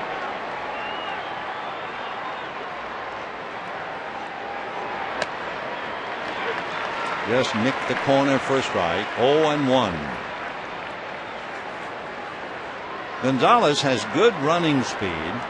However, he has a tight hamstring. Last time the Dodgers were in Denver, Gonzalez had cut his hand. He couldn't play. He pulls one into right field, base hit. Ethier charging. Here comes Barnes. The throw is going to be in time to get him.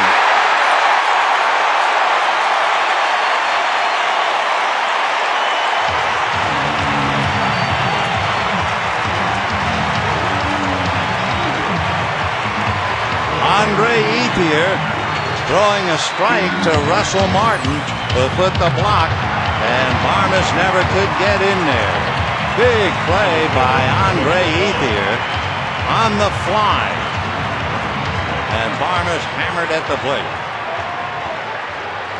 So the Dodgers have not been able to do anything with the bat, but that throw by Ethier has awakened the crowd, and I'm sure it pumps up the ball club.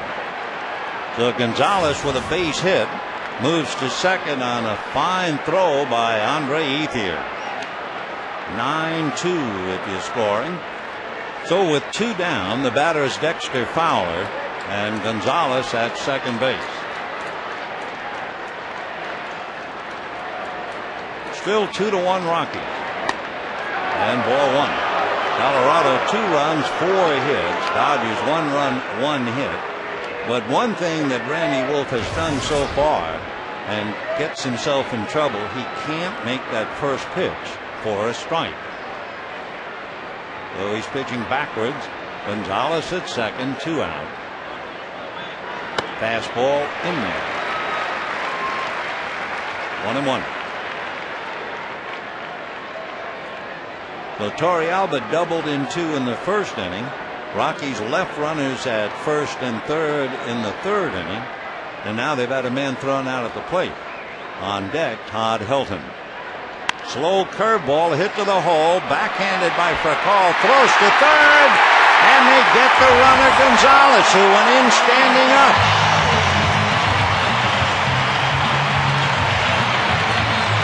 Another heads-up play by Rafael Fracall. I don't know whether Gonzalez was advised to go in, but he goes in standing up, and Blake just tags him easily. So the Rockies have a guy out at the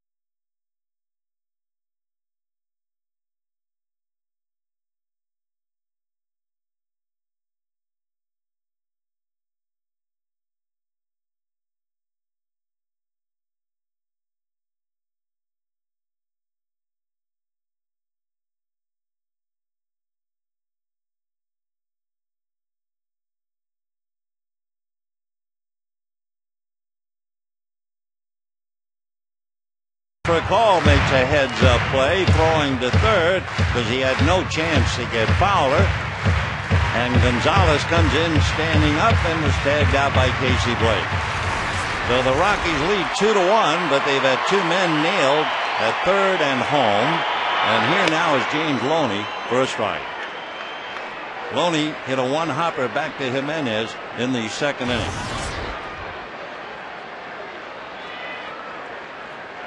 Jimenez coming off a 36-pitch third inning.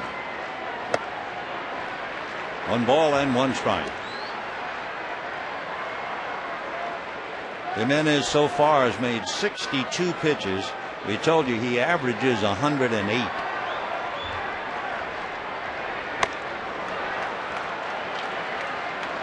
Randy Wolf in his 4 innings has made 83 pitches, which is too many. You stay on that and you have to make 180 pitches in 9 innings.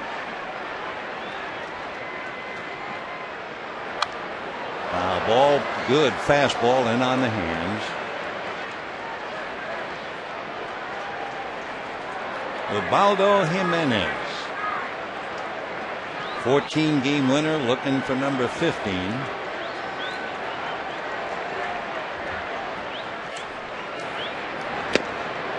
Two and two, off speed. Jimenez walking 3 and while pitching the run.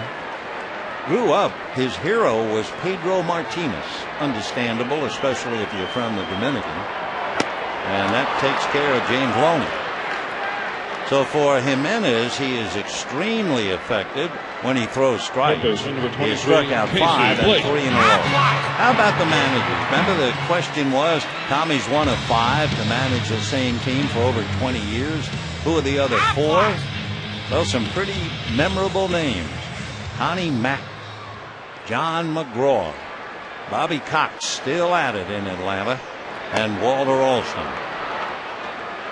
0-1 to Casey Blake. Blake struck out in the 3rd inning. Casey hitting .279, 18 home runs, 77 runs batted in. Fastball and a good one. That came out of his hand effortlessly.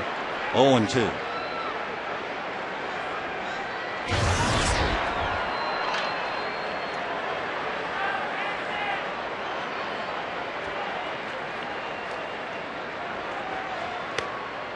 One and 2. Rockies got 2 in the 1st inning. Yorba Torrealba doubled in 2 with the bases loaded. Dodger run, 3 walks and a wild pitch. And that's it. Plus 2 very good defensive plays by the Dodgers. The throw by Ethier and the heads up play for call to Blake, getting Gonzalez in the 4th inning. 1 out here, bottom of the 4th. Dodgers have beaten the Rockies 12 out of 15. 7 out of 9 there, 5 out of 6 here. And got him. High fastball. A high slider took care of Casey first time, and that was up. So down goes Blake, but what it also means, not only 6 strikeouts, but 4 consecutive strikeouts for Jimenez. And that's kind of amazing too. I mean, you saw Jimenez struggling in the 3rd inning, walking 3, committing a wild pitch. Now he's turned around to strike out 4 in a row. And here's Russell Martin. Ball 1. I still can't get over the last 2 games the Dodgers played on the road trip in San Diego, where 5 consecutive strikeouts to end the game each night. Ball 2. On deck, Orlando Hudson.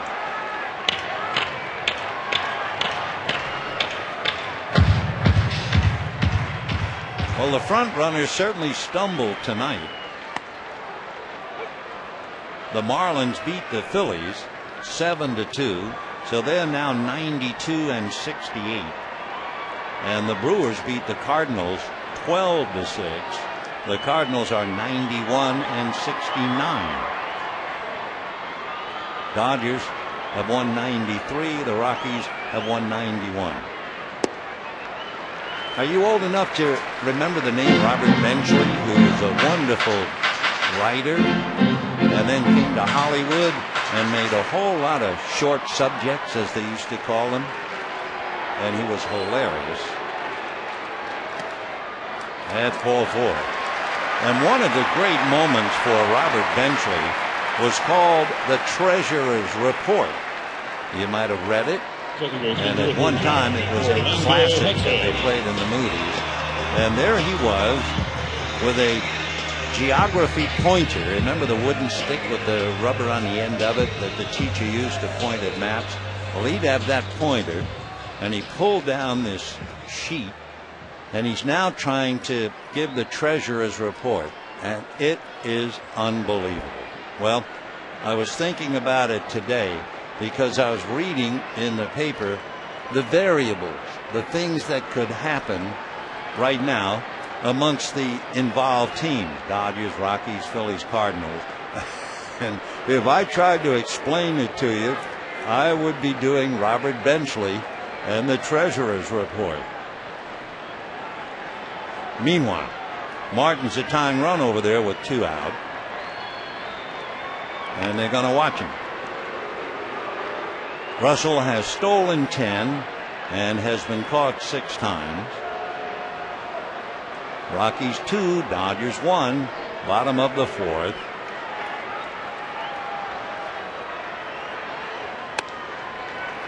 Ball 1.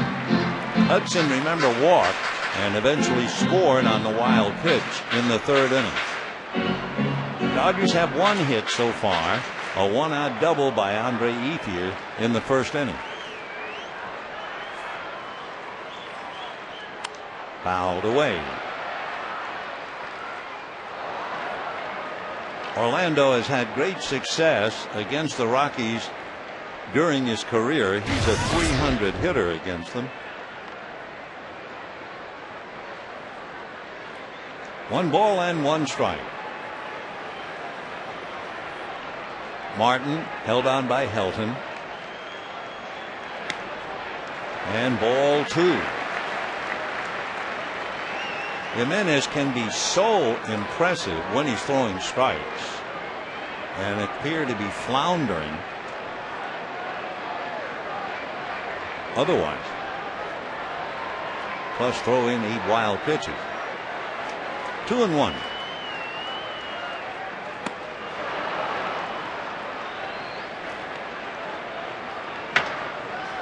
Two and 2 the count to Orlando.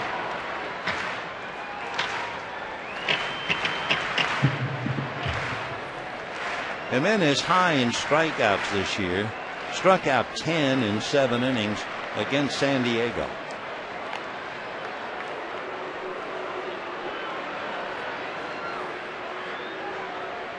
Rockies 2, Dodgers 1. 2 out, 2 balls and 2 strikes on Orlando Hudson. He doesn't want to go 3 and 2, then the tying run's in motion. So this should be the best he's got. And it is. So 7 strikeouts.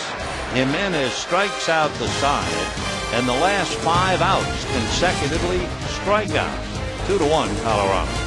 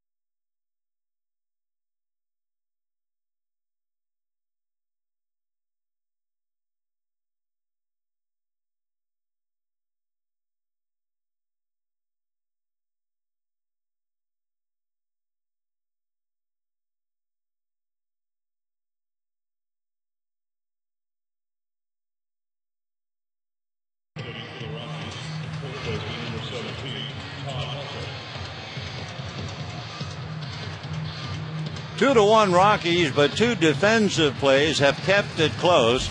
Andre Ethier fielding the base hit by Carlos Gonzalez in right field. Clint Barmas, who was at second base, and a perfect throw on the fly. Good block by Martin, and Barmas out. Then the heads-up play by Furcal going to third to surprise the runner Gonzalez, who's tagged up, going in standing up. So the Dodgers use the throw of Ethier, the brains of Furcal, and it's still 2-1 Rockies in the fifth. Helton, Tulowitzki, and Atkins in that order. Fly ball, left center. Kemp's taking charge out there. One away.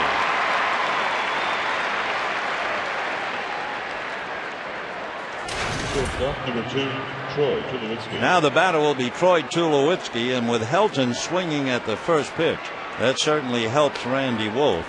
He had made 83 pitches through 4. Now Tulowitzki walked, scored a run, and popped to short.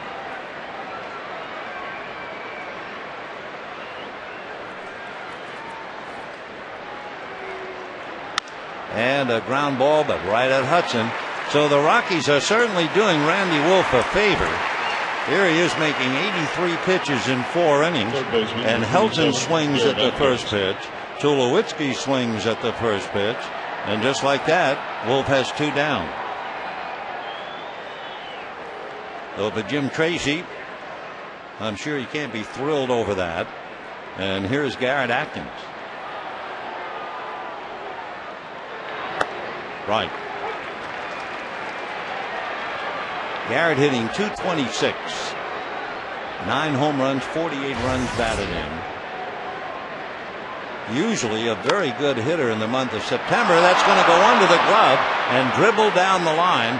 Garrett is on his way to second, and Ethier will run it back to the infield and now get it to Furcal. So a ground ball just off the glove of James Loney. Catcher number 8, Loney diving to backhand, and it got away. Usually the official scorer will think, well, it takes a good play to get him. It's a hit. So we'll see. They haven't changed anything for the moment. Well, we'll wait and see. Torrealba is the batter. And Atkins is at second. And it's going to be a double. Okay. Would have been a good play for James to backhand the ball. Now here's Torrealba. And ball 1.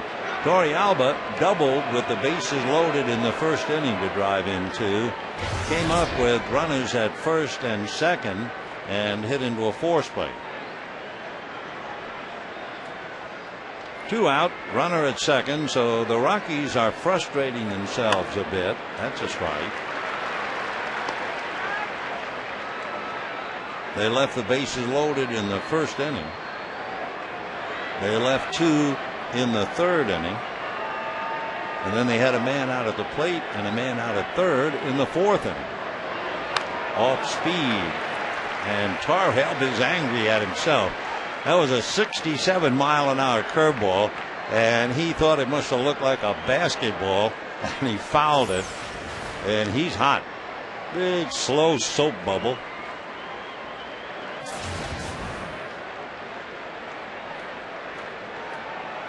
One and 2.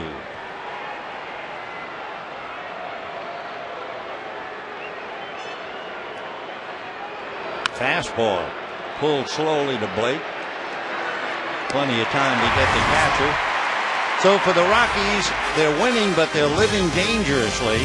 And Wolf is working his way off the hook in each of the last 4 innings. And it's still 2-1 Colorado.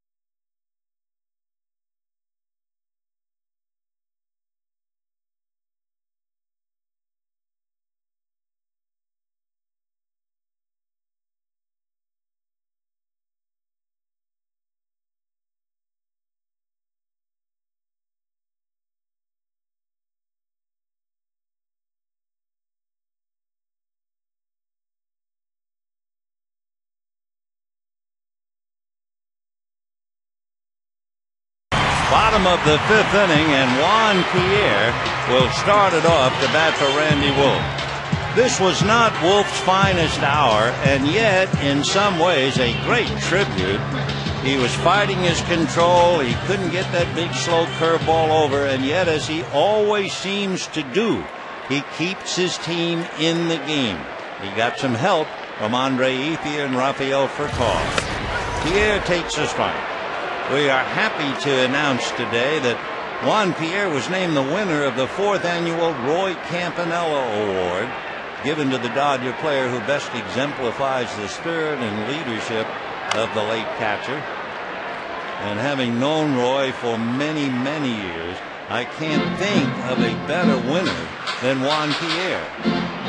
Hard-working, modest, gentle, soft-spoken, great asset to the team, and a perfect winner of the Roy Campanella Award.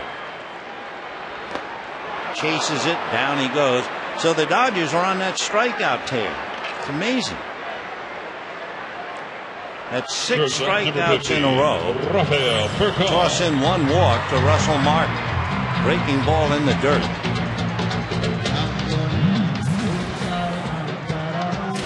The interesting thing about the Dodgers swinging,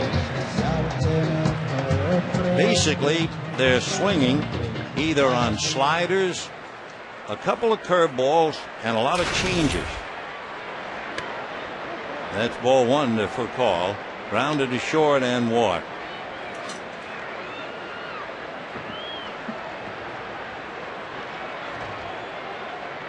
One ball, no strikes.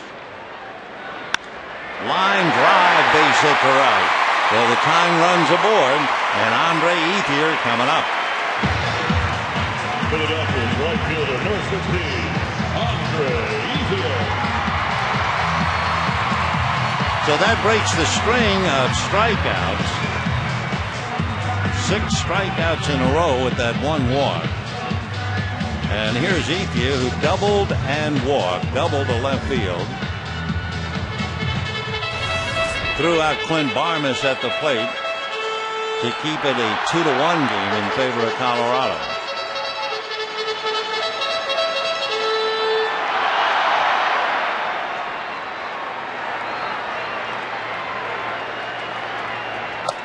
And ball 1.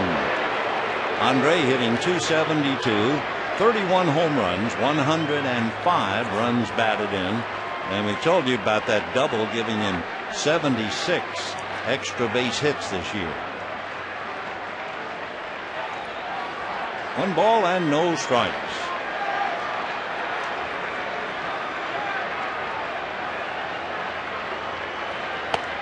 You realize just how big that play was that Ethier made in the 4th inning. It's a base hit, and he throws that Barmes at the plate. Gonzalez takes second. Fowler hits the ball to the hole at short. Can't make a play on him, but you can make it on Gonzalez. And the inning is over. Otherwise, that could have been a big inning for Colorado, because the hitter left on deck was Todd Helton.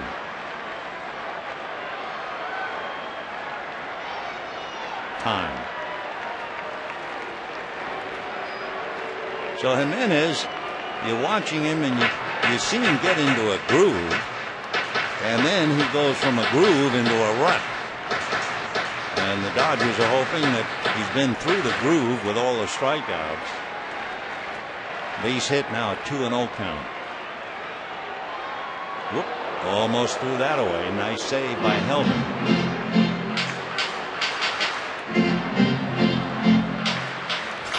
Another thing the Rockies did, they certainly helped out Randy Wolf. Randy had made 83 pitches in 4 innings, and the Rockies went down on 8 pitches in the 5th. 2-0. And ball 3. So, is Jimenez, is he in the rut or in the groove?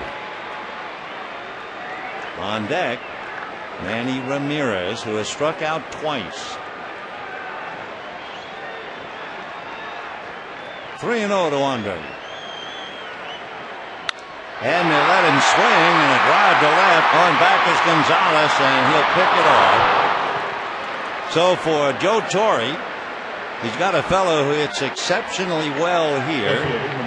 He's got a Manny Ramirez who's not been hitting. So he green-lighted Andre, and he flies out. So 2 down, and here's Ramirez. In his first at-bat, Manny had a fastball for a strike, a check swing on a fastball for strike 2, and he was caught looking at a fastball for strike 3. In his second at-bat, he struck out on a big overhand curveball, and we haven't seen Jimenez use that pitch very often at all. Usually been sliders.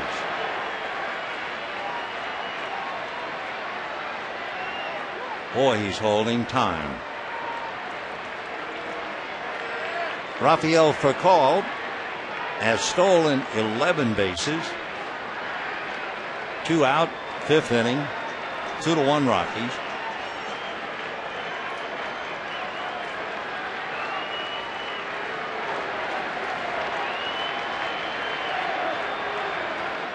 Off the rubber.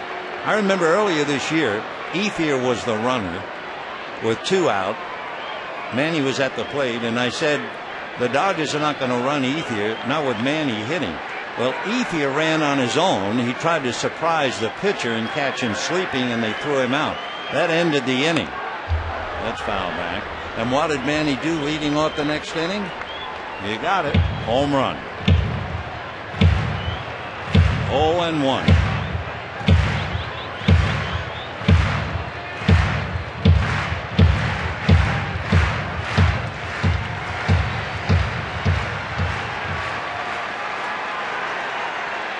No balls and 1 strike. Fastball. And at high 90s, 0-2.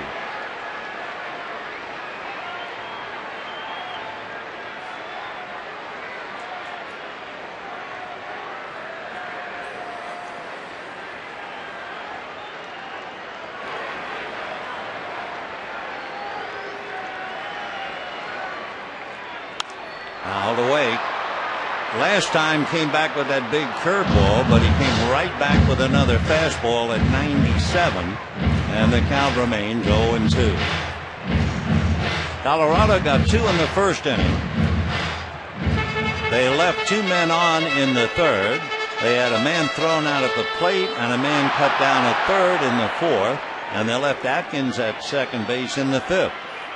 Well, they've had chances, but they haven't pulled away, and now here are the Dodgers. And there goes Furcal on ball 1, not nearly in time. That in itself, well, 2 things tell you in some ways about Manny Ramirez. Number 1, Joe Torre let Andre Ethier swing 3-0. That was a hit and run play. You see Furcal looking back. Earlier this year when he was on a tear, they would never run. Now he has an opportunity to pick up the tying run. 1 ball and 2 strikes. The outfield very deep, as if they were playing in Colorado. Got him. So Manny Ramirez has struck out 3 times tonight, leaving men and failing to advance any, and it's 2-1 Rockies.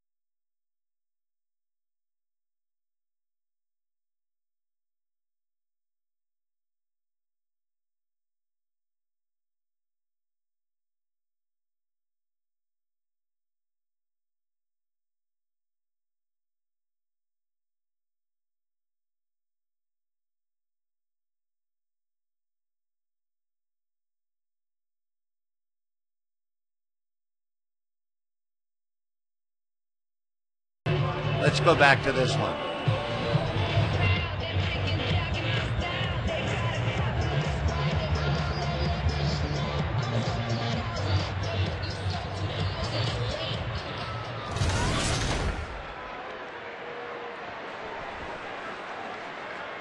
Two to one in favor of Colorado. Ramon Troncoso will now pick up for Randy Wolf.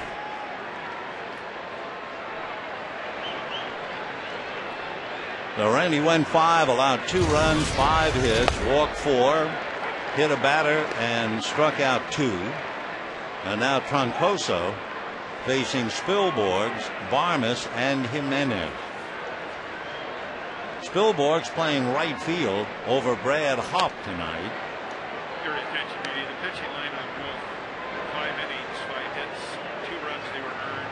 For Spilborghs, that is a very tough pair of shoes to fill, the way Hopp usually destroys the Dodgers. And so Spilborghs now hits 1 foul down the line. 1-2 the count.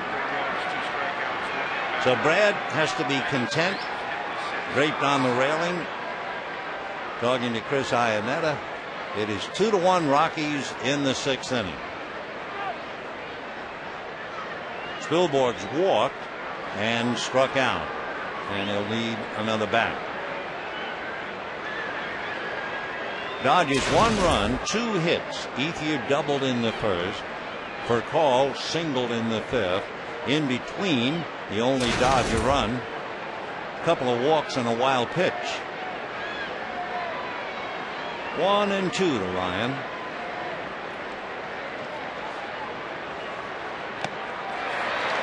Way off the plate, badly fooled on the curveball. 1 away. You know, the Dodgers invite you to celebrate the 2009 season. Take live batting practice under the lights here at Dodger Stadium. You can hit, run, throw, eat, drink, and party with former and current Dodgers. Friday, November 13th. Space limited, so buy today at Dodgers.com/under the lights or give us a call. 323-224-2646.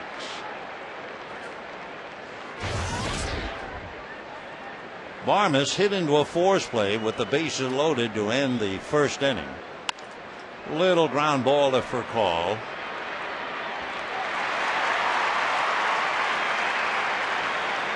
Two down in the 6th inning. When the Dodgers come up in the bottom half, they'll have Matt Kemp, James Loney, and Casey Blake. Jimenez grounded to third and sacrificed.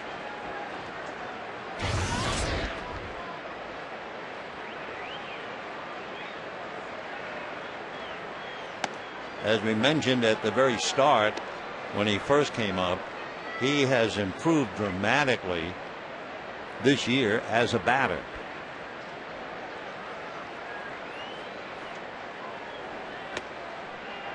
Then he went from a batting average of .064 prior to this year to .222. In fact,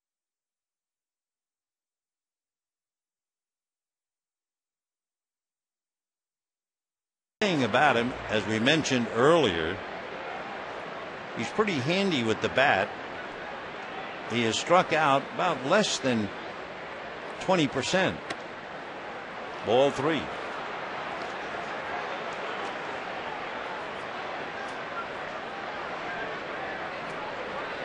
Two runs, 5 hits for the Rockies, 1 run, 2 hits for the Dodgers. Fastball down the pipe, 3-1.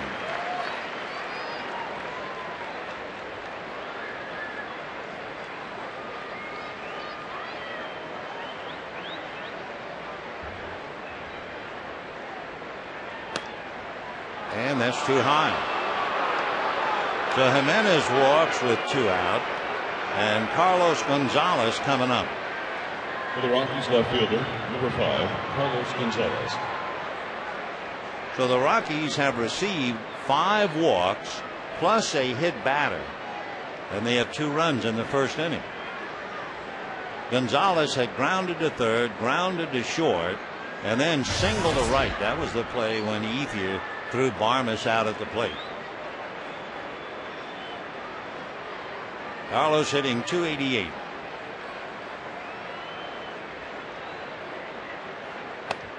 Strike.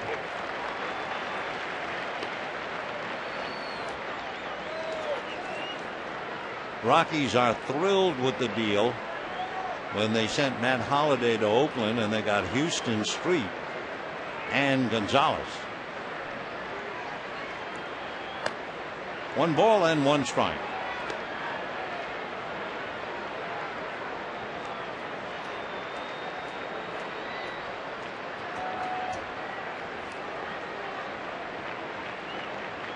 Jimenez just kind of hanging around.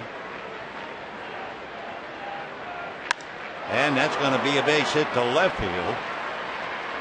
With 2 out, a walk and a single will bring up Dexter Fowler. So Gonzalez is 2 for 4. It'll be tough to get the pitcher home on a base hit. Fowler has singled, grounded out, and then it was Fowler who lost the base hit when he grounded one to the hole at short, and Furcal made that heads-up play to third base. Dodgers have Scott Elbert now getting up in the bullpen, and Rick Honeycutt going out to the mound. Elbert is getting ready for Todd Helton if need be. Dexter Fowler has singled, grounded out, and then lost the base hit on the play at third. Fowler has 4 home runs, 34 runs batted in, hitting .265. And another young outfielder who figures to be playing for the Rockies for quite some time. He's only 23. In fact, he just turned 23 this year. So Dexter stretching the hamstrings before coming up.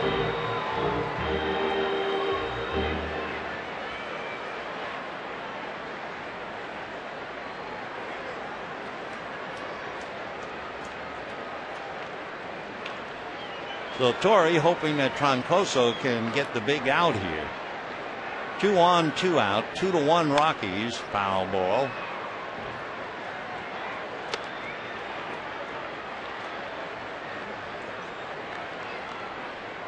Rockies have left 6 so far. Plus, remember, 1 nailed at the plate and 1 nailed at third. 0-1 to Dexter Fowler.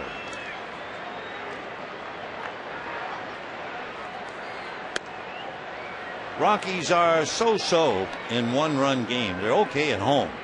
At home, they're 16-9, but on the road, they're 6-11. The Dodgers have been dynamite in 1-run games at home, 20-7. That's a strike. 1-2 to Dexter Fowler.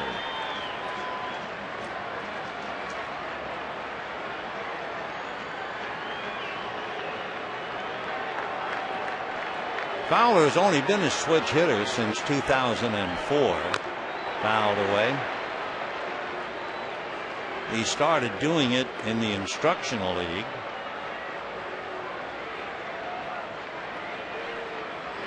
When the scouts ask about Fowler, they always ask the same question. Is he a natural right hand or left? And usually the scouts say he's a natural left hand. But he's not. He's right. 1-2. Just held up. 2-2 the count. Pitch was up, but he's 6-4. Fowler's been reminds people of Gary Maddox. Remember Gary? Wonderful outfielder. 2-2. 2 on, 2 out, so the deuce is wild. And a fly ball to shallow center. Kemp is there. So the Rockies are standing around waiting to be caught.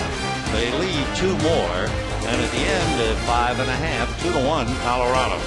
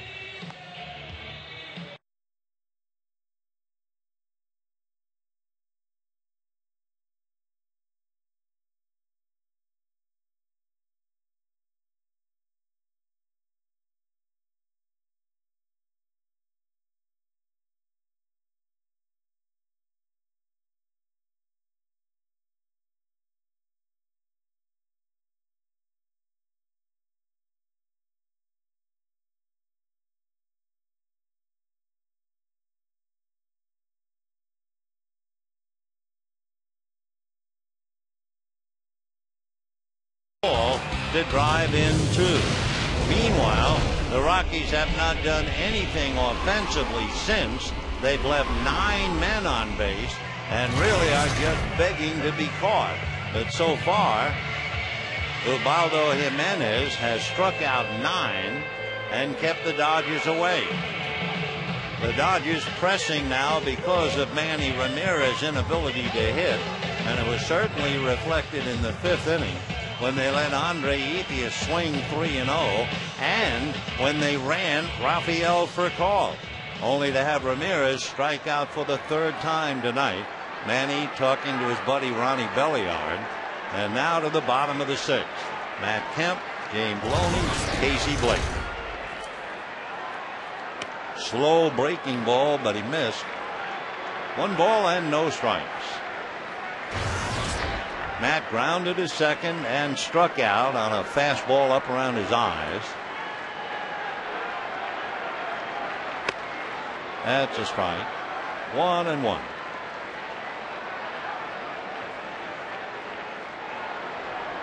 With 9 strikeouts for Jimenez, his high this year, 10 against San Diego. His career high, he struck out 11 against San Diego last year.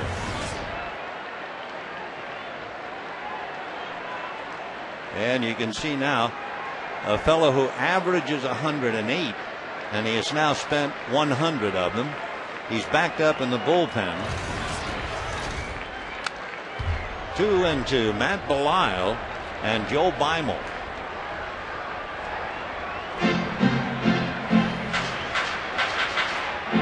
So we'll see, if he can get through the inning and whether he'll go back out there again for the 7th. 2-2.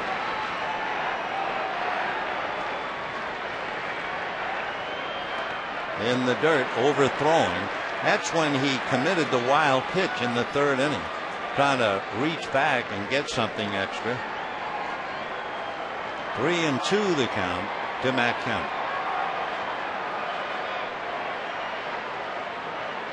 He has struck out 9. He has walked 4.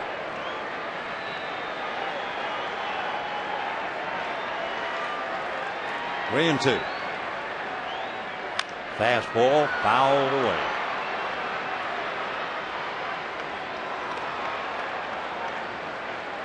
Kershaw and De La Rosa tomorrow night.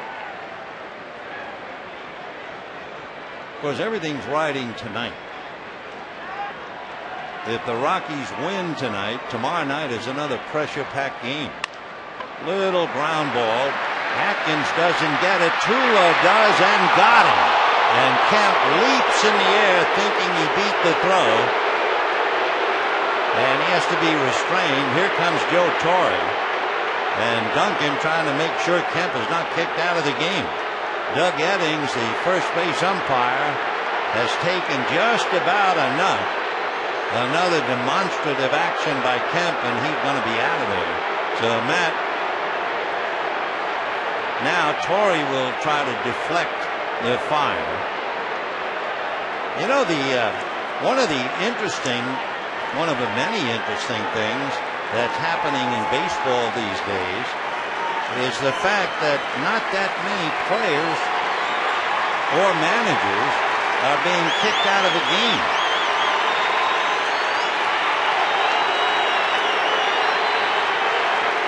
Well, Joe, number 1, saved his center fielder by getting out there.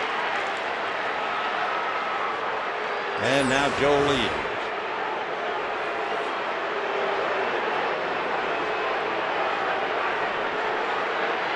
Very, very close. In fact, it was the kind of a play you would have expected Garrett Atkins to make the play because he was going in the right direction. Very, very close. Bang, bang, and Matt almost jumped out of his uniform. So a big out at first base. And with 1 out, the batter is James Loney.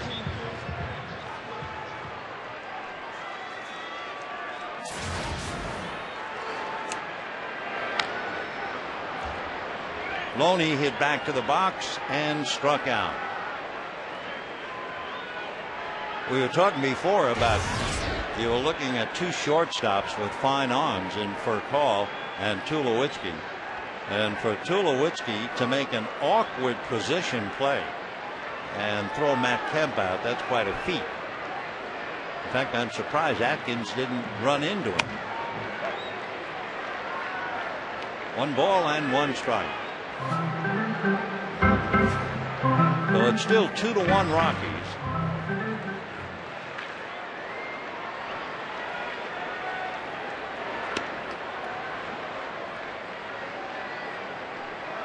Two balls and 1 strike to James Loney. Jimenez now is getting up to his average pitch count per game, though he's starting to be on borrowed time.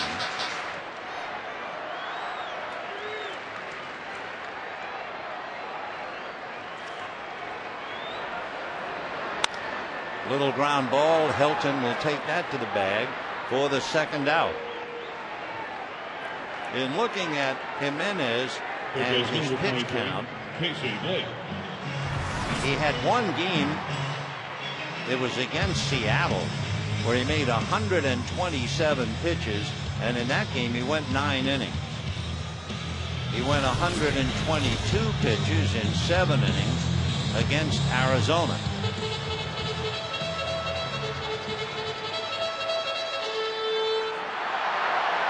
Blake has struck out twice.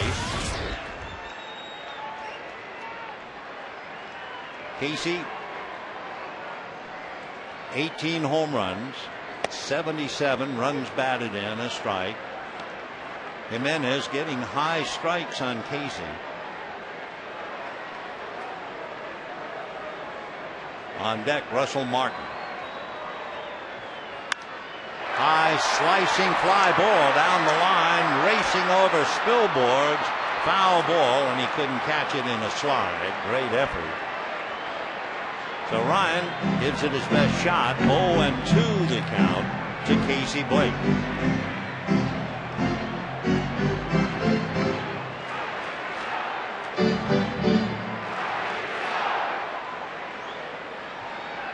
To Casey. 2 down, bottom of the 6th. 2-1 Rockies. Been that way. The 2 in the 1st. Dodger run came in the 3rd. Foul ball.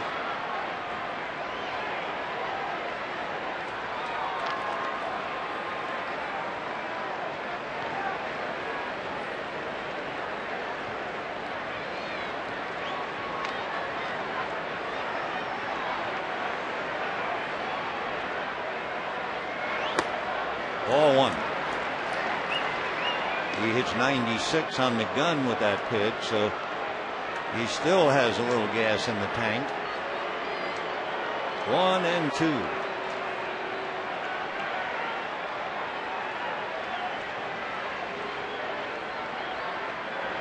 Fastball down, and that was 96.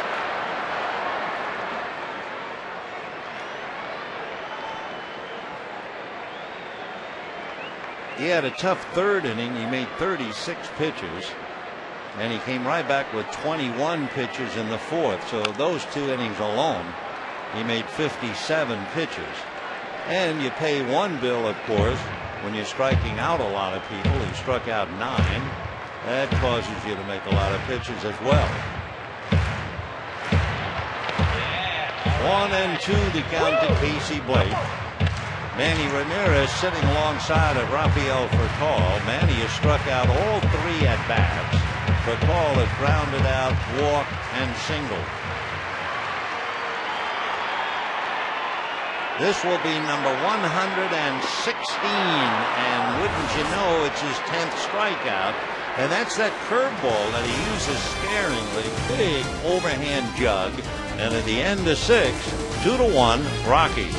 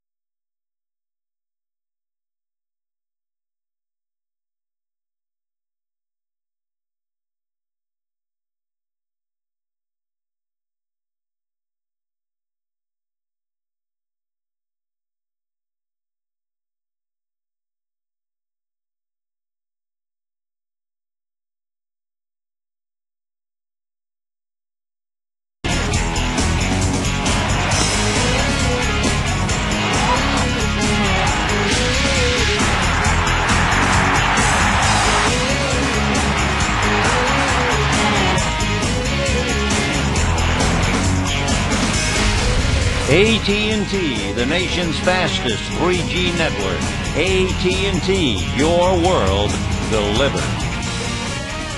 2-1 in favor of the Rockies as we go to the 7th inning. Helton, Tulowitzki, and Atkins will face Scott Elbert, and that's a strike. So for Humberto Jimenez, with Bob Apodaca talking to Ubaldo, he's had a magnificent night. 116 pitches, and he has struck out 10. Line drive, just fair, hits the chalk, and Helton will breeze into second base. I think the ball disappeared right in there. So Helton opens up with a double here in the 7th inning. Rockies keep knocking at the door to score, but they haven't been able to do it. And Joe Torre, with Ronald Belisario in the bullpen, looks like he'll make another move. So Elbert does not do what they hoped he would do, get the left-hand hitter. So out he goes, and Tulowitzki, Atkins, and Torrealba coming up, and we'll be back.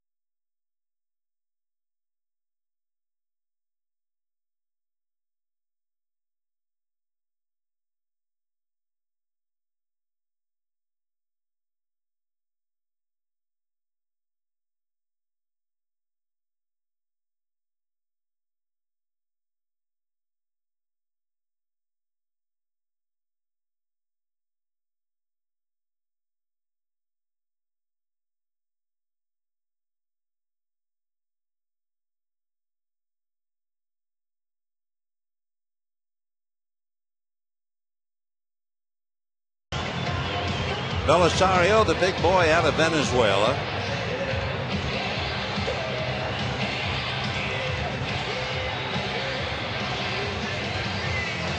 Tulowitzki walked, scored a run in the first inning, popped to short in the third, grounded out in the fifth. Up there now with Helton at second and nobody out.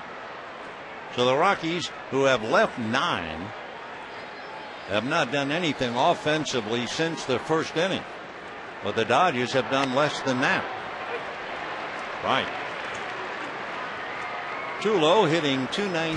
He has 31 home runs, 90 runs batted in.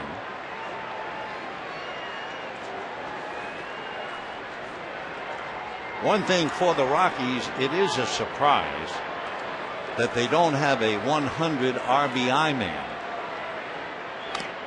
One foul. The Rockies are second in the league in runs scored, despite the fact they don't have anybody with 100 RBIs.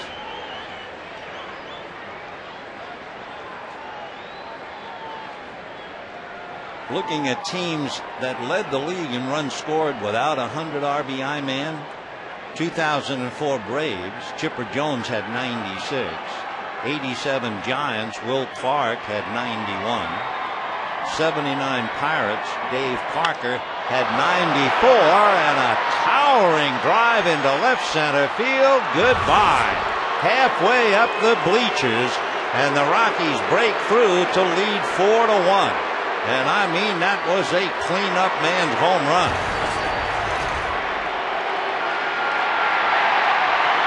the way, that home run comes on a pitcher's nightmare count. No balls and 2 strikes. He got it up, and Tulo hit it out. I've mentioned it before. I remember years ago, managers would fine a pitcher if he gave up a home run 0-2. And one pitcher I knew of, and these were the days when they didn't make big money, and the pitcher gave up an 0-2 home run, and he was so angry he picked up the rosin bag and threw it at the hitter as he was rounding second base. Well, there was none of that with Tulo. It is 4-1 Rockies in the 7th.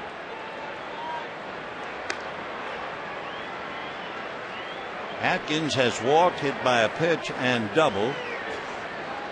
For Belisario to be jolted, that would be only the 4th home run he's given up this year, and he does it on an 0-2 count. Not only are the Rockies leading comfortably now 4-1, but when you look at the Dodgers, how about this? The Dodger hitters, numbers 3 through 6. That would mean Ramirez, Kemp, and Loney. They are 0 for 12 with 8 strikeouts. And of course, Manny has struck out 3 times. Kemp once, Loney once, Blake 3 times. And it's 4-1 Colorado. Fastball in there. 3-2 to Atkins. So for 6 innings, the Rockies were leading barely and not cashing in great opportunities, and now they break through. Blows him away. So Atkins strikes out, and the batter will be Yorvit Torrealba. Catcher number 8, Yorvit Now Torrealba. Helton, who scored, that run belongs to Albert, and then Tulowitzki, he belongs to Belisario. So Helton began it with a double to left. Maybe a little child will lead them, but not with Colorado. It's the veteran Todd Helton. Here's Yorvit, doubled into, hit into a force play, grounded out. Ball 1.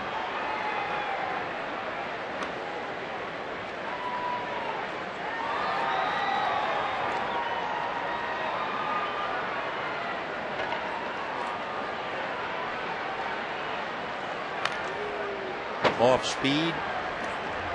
1 ball and 1 strike.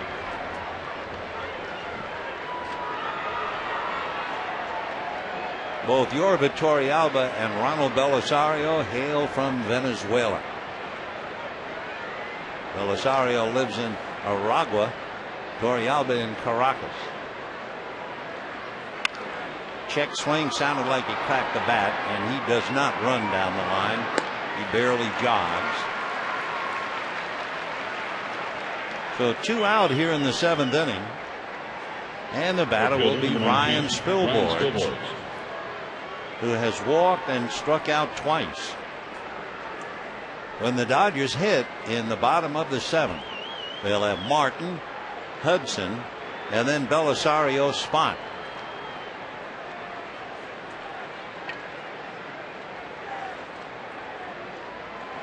Dodgers have already used Juan Pierre. Fouled away, 0-1.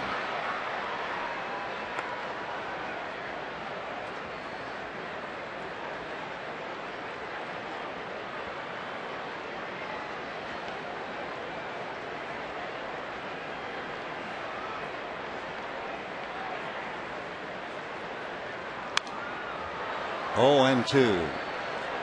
Belisario hits 97 on the gun. But it's the old story in the big leagues. It's not the velocity, it's the movement. If your 95, 97 mile an hour fastball is straight as the so-called spring, you're in trouble. Ball 1.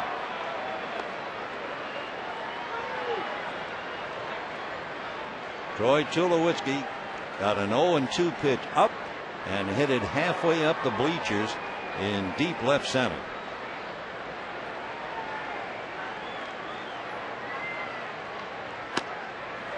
2-2. Boy, Belisario's throwing hard. Another 97. His body language, I think he thought he had a strike.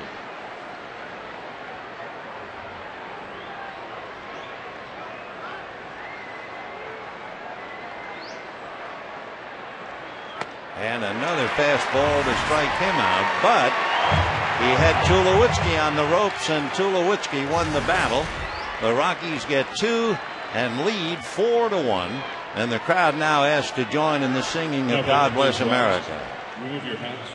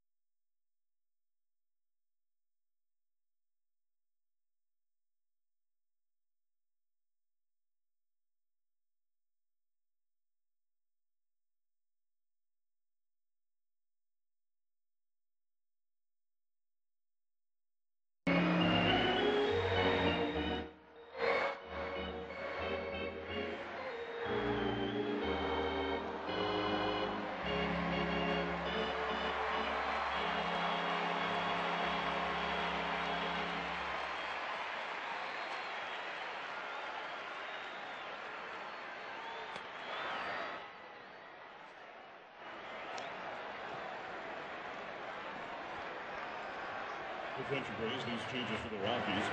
Now playing third base, number 9, Ian Stewart. With Colorado leading the Dodgers 4-1, Jim Tracy makes a couple of changes. Ian Stewart will take over at third base for Garrett Atkins at bat 9. And Matt Daly, the new pitcher, and he will go in Atkins' spot. So Daly takes over with the Rockies leading 4-1. And the Dodgers have Russell Martin to start. Breaking ball for ball 1. Matt Daly was born in Queens in New York. He really had a growth spurt because when he was in high school, he was 5'1" and he weighed about 95 pounds. And he ate his vegetables, and he's now 6'2" and about 180 at least. made his debut in April with the Rockies. Ubaldo Jimenez made 116 pitches, struck out 10 for the second time this year. He struck out 10 Padres and just stopped the Dodgers in their tracks, especially the heart of the order, the telltale heart, as Edgar Allan Poe wrote. Fastball, 2-2. Dodger bullpen is busy. Guillermo Mota and the left-hander George Sherrill. 2 balls and 2 strikes. Off speed, pulled foul. Still 2-2. Dropped that pitch down into the 70s.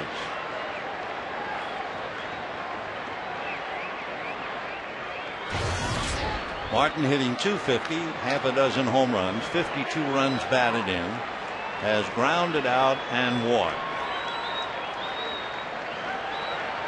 2 balls, 2 strikes. Reach for that breaking ball, just did get a little of the slider, and it's still 2-2. Matt Daly went to Bucknell, big man on campus. He was bypassed in the draft. Rockies took a little look at him. His coach was a friend of a Rockies assistant, and he got the look and made the most. A drive to right and deep. Back goes Spilborg at the wall. It's gone. Home run for Martin. 4-2 Rockies.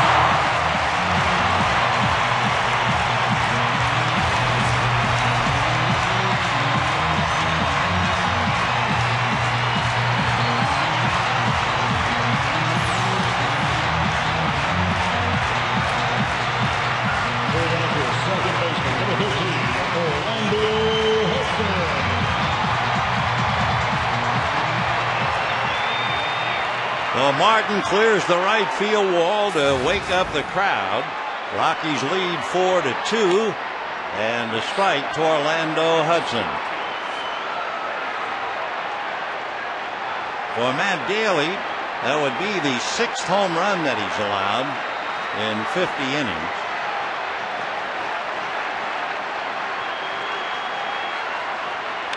Foul back. Out on deck comes Jim Thome.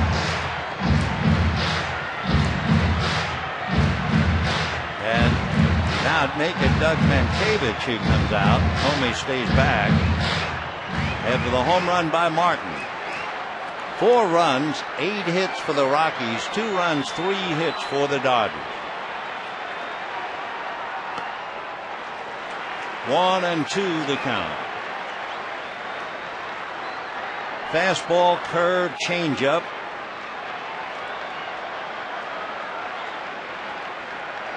Way he stands on the mound, that's trying to confuse the hitter, or at least deceive him a little bit. 2-2 the count.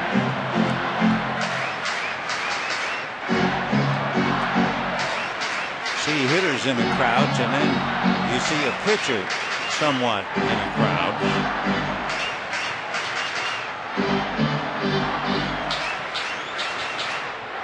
Got here because his fastball, pretty good sinker, but it didn't work with Martin.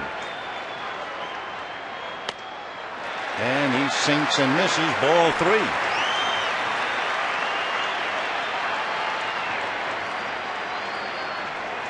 Rockies led 2-0, 2-1, 4-1, and now 4-2.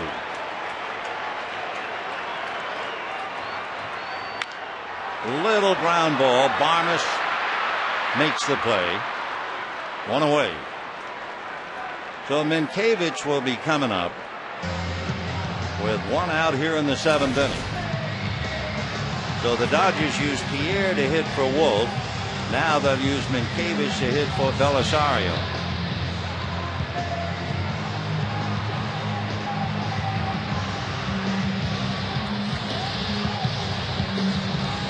Doug Mankiewicz hitting .214. He has 2 RBIs. Coming off the bench, he has 3 hits and 2 runs batted in.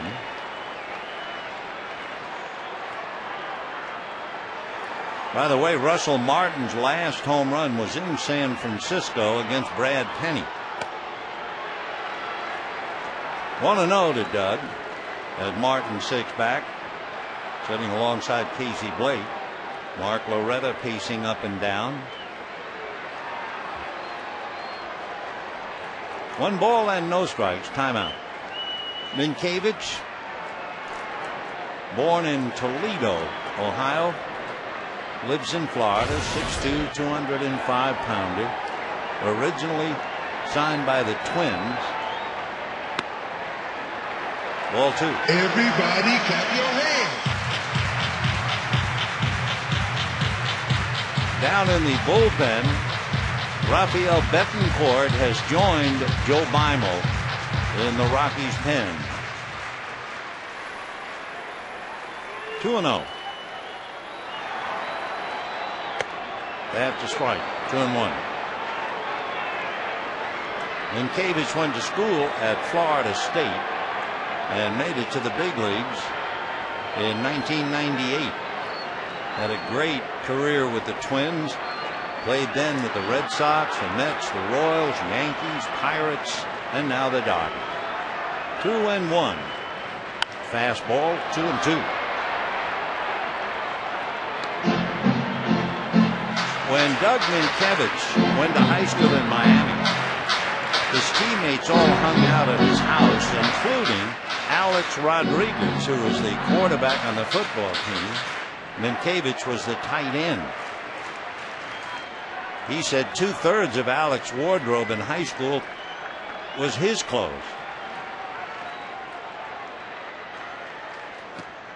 Ball 3. So Daly has not done anything to give the impression that he has taken charge. And on deck, Rafael Furcal.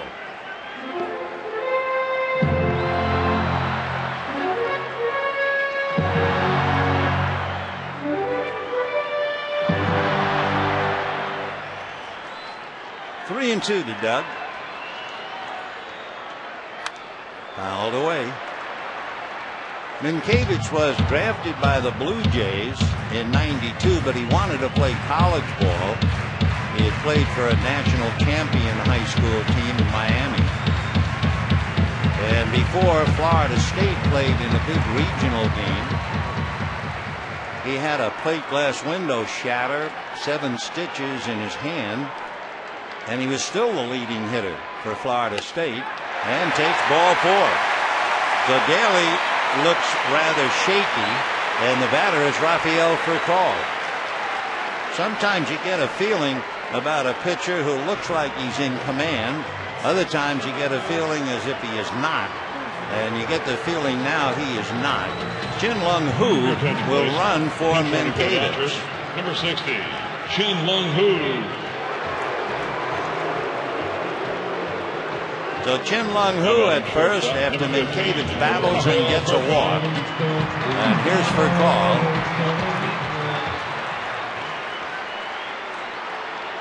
Jim Tracy looked a little restless in the Rockies dugout. Rafael grounded out, walked, and singled. Strike. 0-1.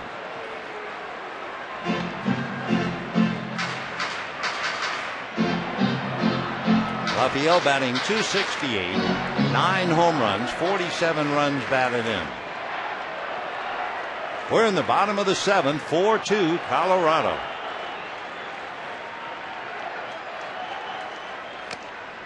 Oh, and 2.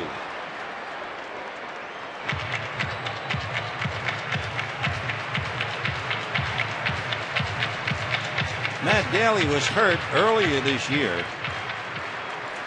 On an extra base hit, he was running to back up behind the plate, and he stepped on Freddie Sanchez's bat and sprained his left foot.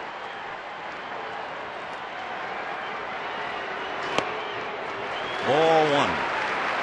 So he missed from the middle of May into the first week in June. What happened was the plate umpire kicked the bat to get it out of the way of home plate, kicked it right into the path of Matt Daly, and down he went.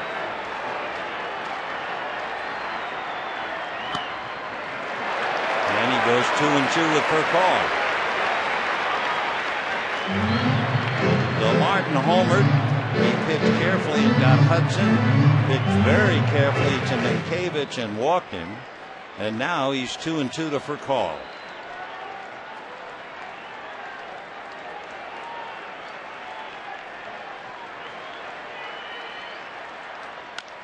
And popped in the air, back of third, down the line, slicing back into the crowd.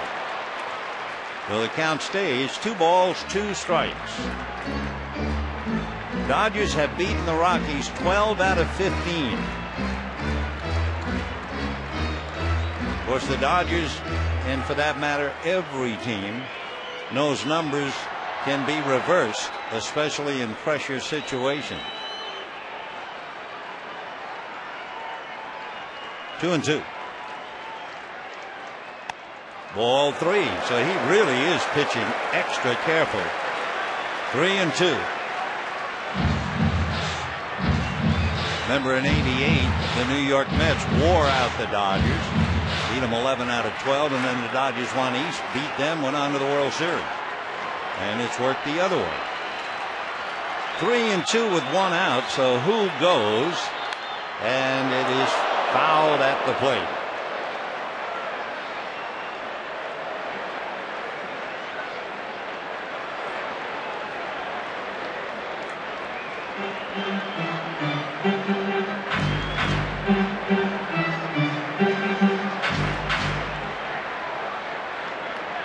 Big crowd with Friday night spirit.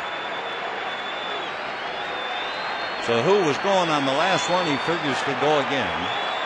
There he goes. And it's a ground ball up the middle. Base hit. Who is on his way to third. And Matt Daly continues to look very, very shaky.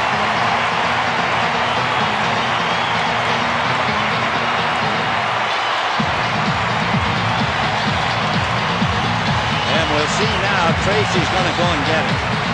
Every now and then you can sit up and watch. You'll see a reliever come in and you get the feeling he is a take charge guy. But Daly certainly did not look like a take charge guy from the moment he faced Russell Martin. So out he goes. And the Dodgers now have the tying runs on at the expense of Daly with 1 out. Joe Beimel will be coming in and we'll be back.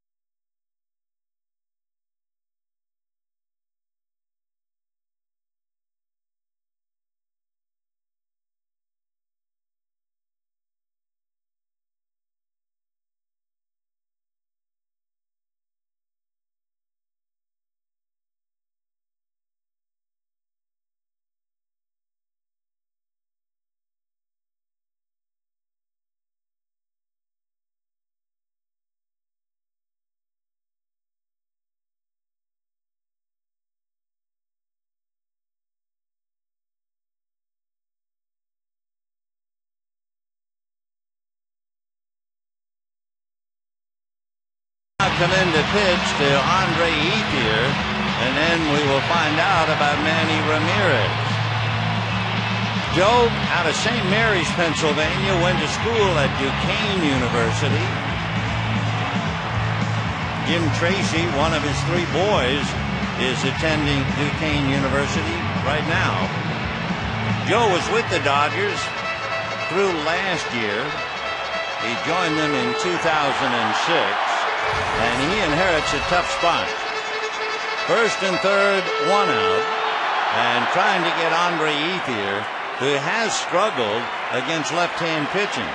Ethier is hitting 189 against left-handers. A strike.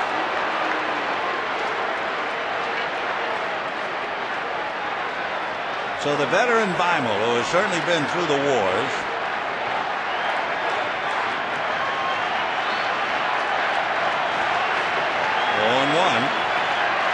the crowd finally has a chance to make some noise.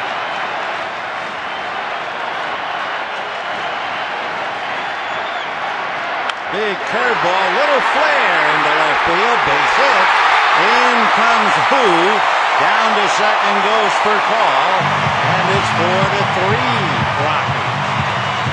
So Ethier will take it as he nudges one into left field. Now let's see what happens with Manny Ramirez.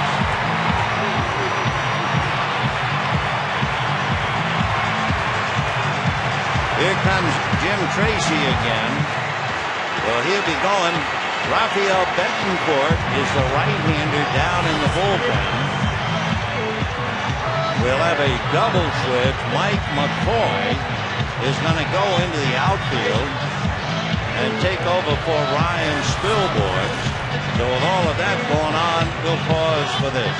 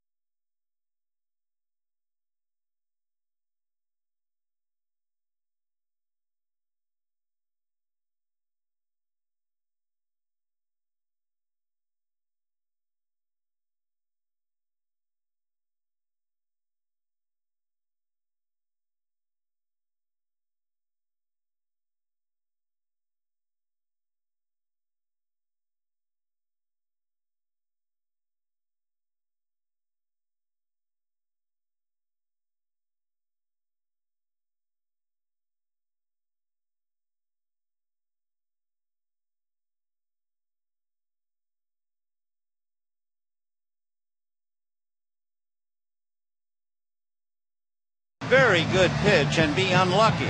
Sometimes a hitter can swing at a very good pitch and be lucky. Look where that ball is in relationship to the end of the bat, right at the end. And just a little flare into left field. The old story, it'll look like a line drive in the box score. And a run batted in for Andre Ethier. So the Dodgers now are back in the game thanks to Matt Daly. And they're trying to make the most of it. Betancourt will now be facing Manny Ramirez, who has struck out all 3 times. Betancourt is from Venezuela, was originally signed by the Red Sox, and finally made it to the big leagues with the Indians.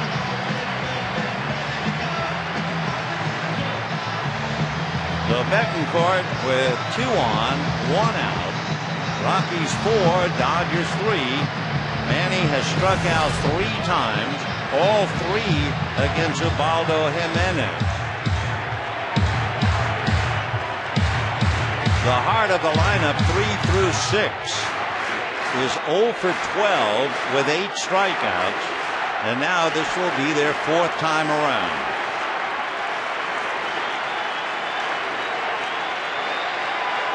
This crowd beside itself now.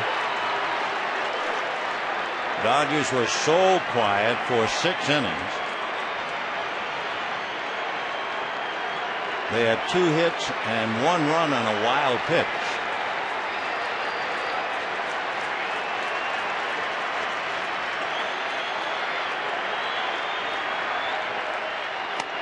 Fastball, strike. Troy Tulowitzki has to be very, very busy at shortstop. First of all, he's trying desperately to take a step or 2 away from Rafael Furcal, but it's hard to be way over to the left when you have a right-hand hitter like Ramirez. There's a huge gap on the left side. So Tulo will be in motion.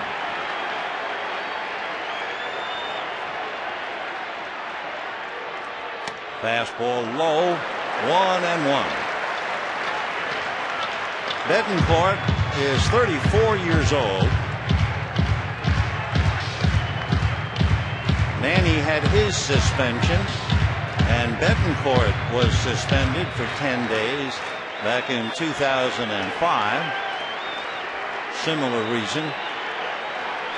A Venezuelan who dreamt of being a shortstop like Omar Vizquel. 1-1. Pickoff throw. Very close. Again, they're trying to do everything they can to take that step away from Furcal.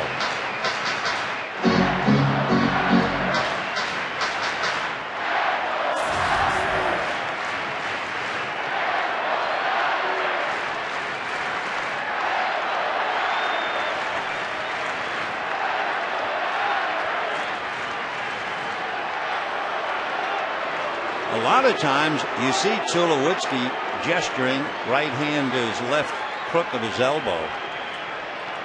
Sometimes he might flash the sign to the catcher, who then flashes the pickoff sign to the pitcher.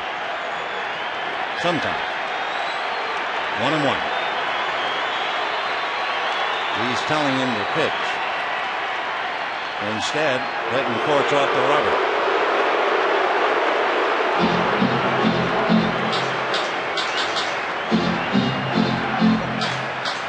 Tulo is a very busy man at work. There you go. Keep an eye. If he does that wave, he wants the pitcher to pitch.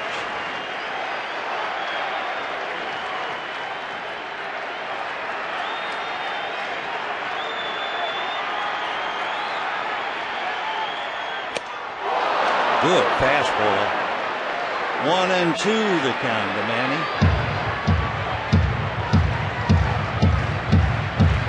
Yorva Torrealba, I think, shaken up, and Tulowitzki now is coming to the mound to buy Yorva Torrealba. Watch Manny swing. It is so long, it goes all the way around and drops down and catches him right across the left arm. Torrealba shaken up behind the plate. The life of the catcher. 1-2 to Manny. It's 4-3 Rockies, 7th inning. 1 out. Furcal at second, Ethier at first.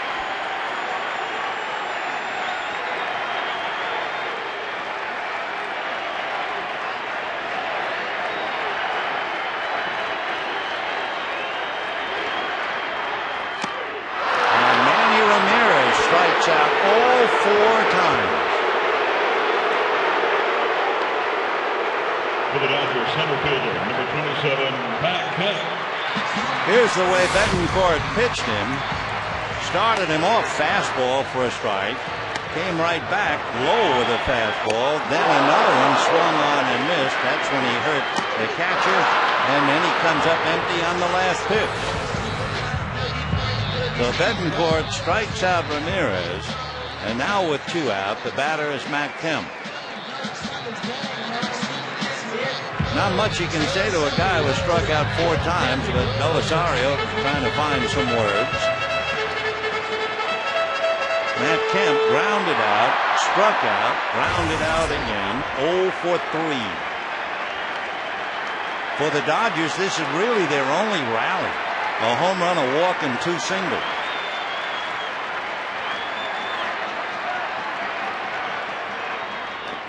Ball 1. Blocked by Torrealba. Remember last time up, Kemp hit that ground ball wide of third. Tulowitzki and Atkins almost ran together, and Tulowitzki made a rather remarkable play that he was able to get Kemp. As you know, Matt runs exceptionally well. But Tulo made the play, and right now he's doing everything he can to bird dog Rafael for call.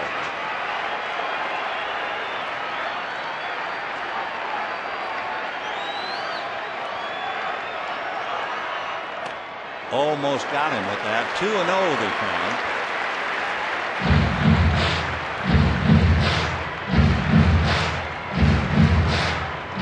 Boy, Tulowitzki, he really a study over there at shortstop. He's replacing divots in the dirt, trying to take that step away from Furcal, trying to gesture to Torrealba. Now it looks like he's just going to go back with 2 out. 2-0 the count to Kemp. Nope, there he goes again.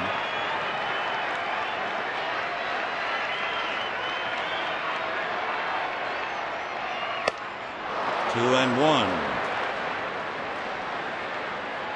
Everybody clap your hands. Rockies 4, Dodgers 3, 7th inning.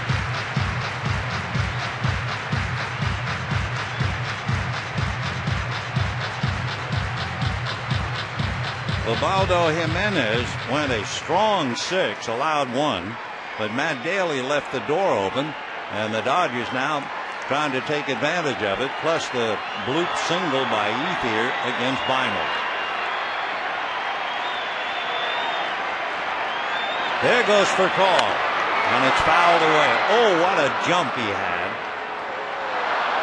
Well, Rafael will come back.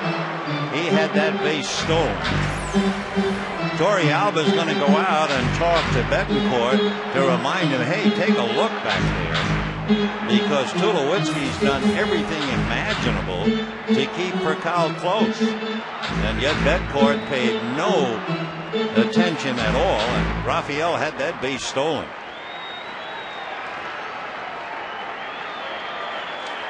Betancourt, 6'2", 200-pounder. Originally signed by the Red Sox as an infielder when he thought he was going to be another Omar Vizquel.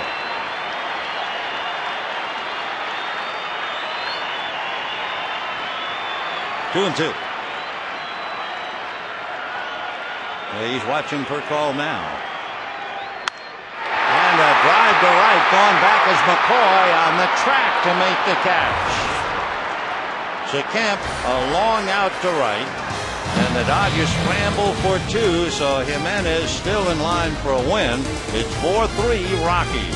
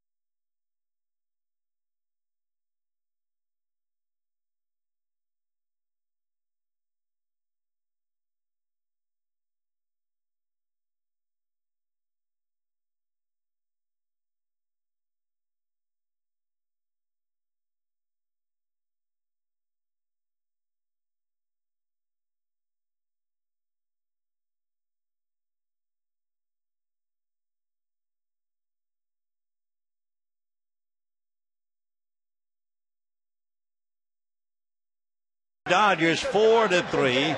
Rockies have led all night with 2 in the first inning. Dodgers came back with 1 only on some walks and a wild pitch. It stayed that way until the top of the 7th when Troy Tulowitzki hit a 2-run home run. But then Matt Daly came in, gave up a home run to Martin, a walk, and a single. So then they brought in the left-hander Beimel. Ethier got the flare single to left. Dodgers got close. Ramirez catching a headline tonight, but a bad one. He has struck out all 4 times.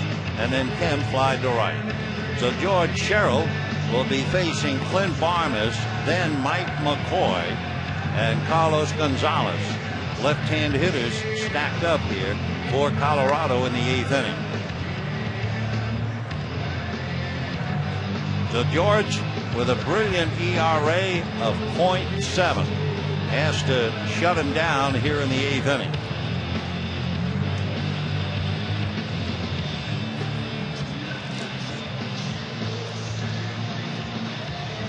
Four runs, 8 hits for the Rockies. 3 runs, 5 hits for the Dodgers.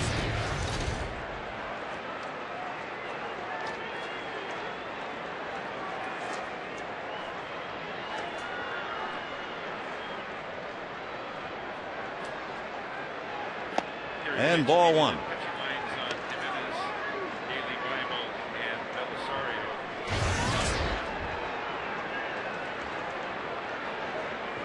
Barmes hit into a force play, walk, was thrown out at the plate on a base hit by Gonzalez when Clint was trying to score from second base. Great throw by Ethier, and last time up grounded out.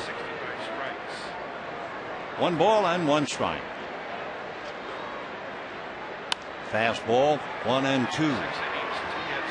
For Barmes, he had a chance in the first inning. He came up with 2 out and the bases loaded and 2 in the bank, and hit into a force play. Could not score from second on the single, grounded out, so it's been a frustrating night for him. Clint batting .247, 23 home run. Curveball fouled away.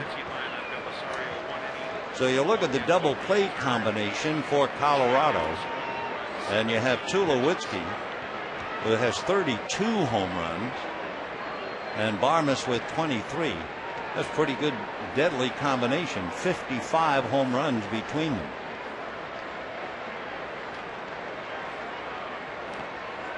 Two and two. Dodgers having Ramirez and Kemp make out. That means so far the Dodgers 3 through 6 are 0 for 14 with 9 strikeouts. And of course Manny really shares the brunt, having struck out all 4 times. When the Dodgers bat in the bottom of the 8th, Loney, Blake, and Martin.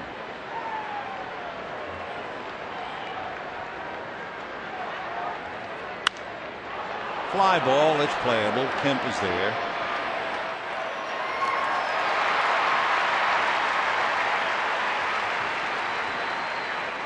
Mike McCoy will be coming up. McCoy coming in right field, and is a little guy, especially to be a big league outfielder. He's only 5'9". He's born and raised in San Diego, lives in El Cajon, went to the University of San Diego.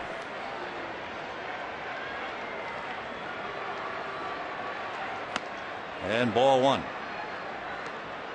At one time in his first year, he was a middle infielder and an all-star. Now trying to be in the big leagues. He must have just been called up because he was not listed in the Rockies roster yesterday. 54,131, 54131. It was a sellout. 1 ball and 1 strike. Curveball, 1-2. Mike McCoy. Well, they have the real McCoy in right field. Brad Hopp still has not made an appearance. Ryan Spilborghs and McCoy have played.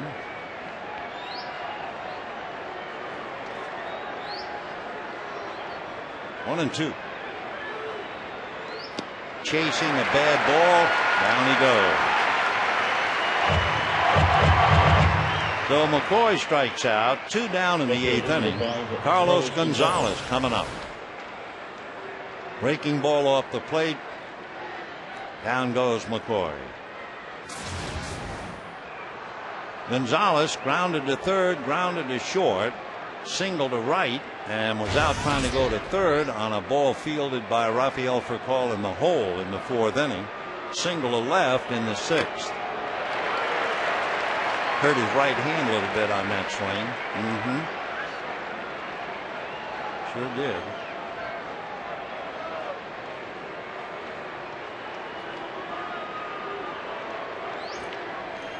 No balls and 1 strike.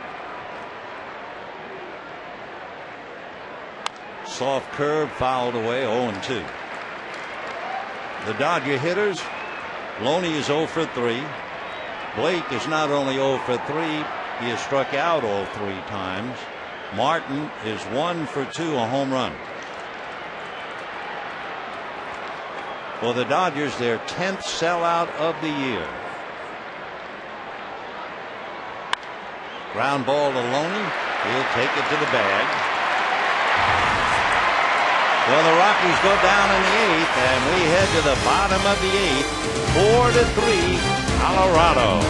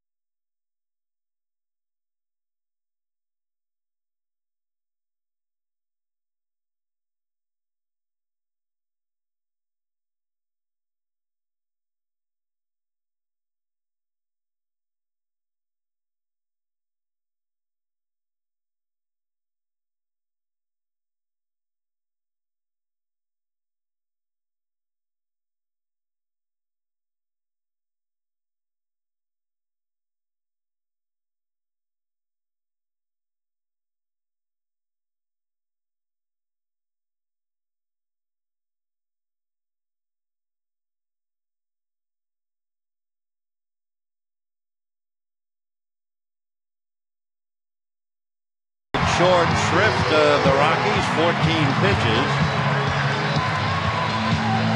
Now here come the Dodgers, Loney, Blake, and Martin.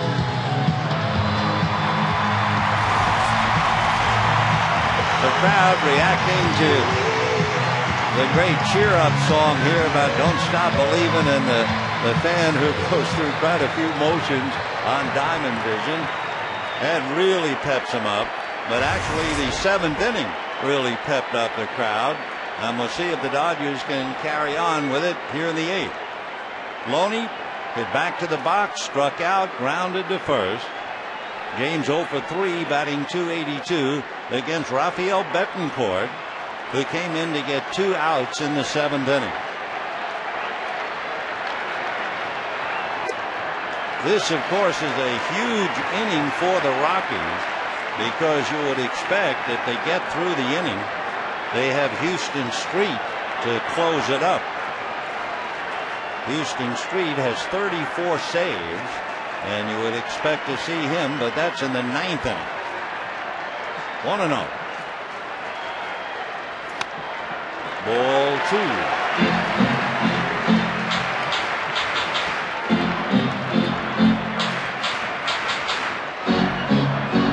Down in the bullpen, Houston Street as expected, and the young left-hander Franklin Morales will join him.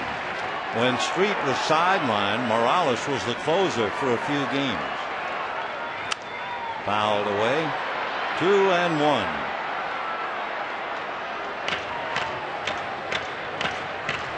Four runs, 8 hits, no errors for the Rockies. 3 runs, 5 hits, no errors for the Dodgers. And Rafael Betancourt riding to the rescue in the 7th inning. Now trying to move it along in the 8th.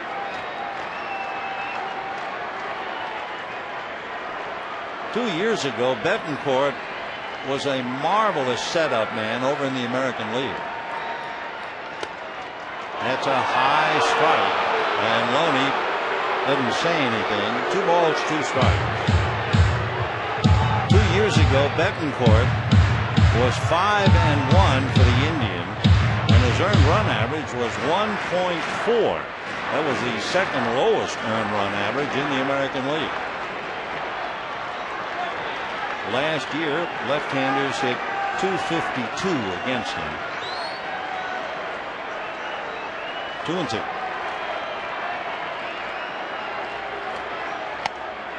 Ball 3.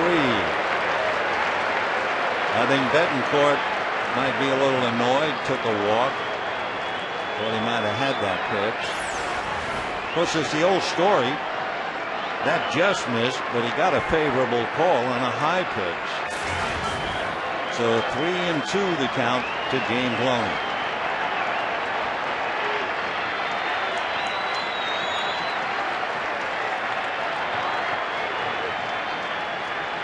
Time.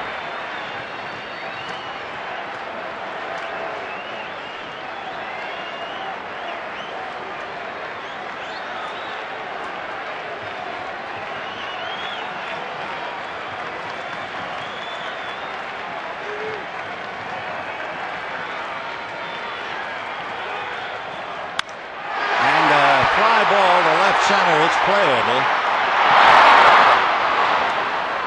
1 away. Dexter Fowler indicated he had it all the way. A reminder, be sure to catch all the action of the 2009 Major League Baseball postseason on Fox and TBS. The excitement begins October the 7th with the Division Series on TBS. And with 1 out, 8th inning, here's Casey Blake. Blake had 8 games laid off because of the bad hamstring, and he had a very tough time against Ubaldo Jimenez, where he struck out 3 times. And a strike. Down in the Dodger bullpen, Jonathan Broxton begins to loosen up.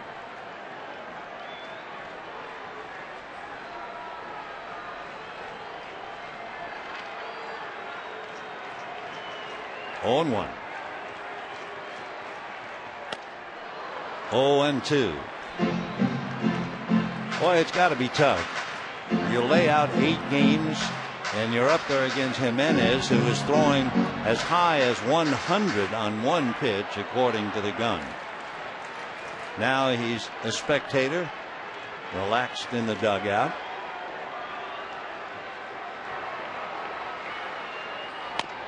And down goes Casey. So you can't lay off 8 and come back up and catch up to fastballs in the high 90s. So it is quite a night when you have Casey Blake and Manny Ramirez fail to hit the ball.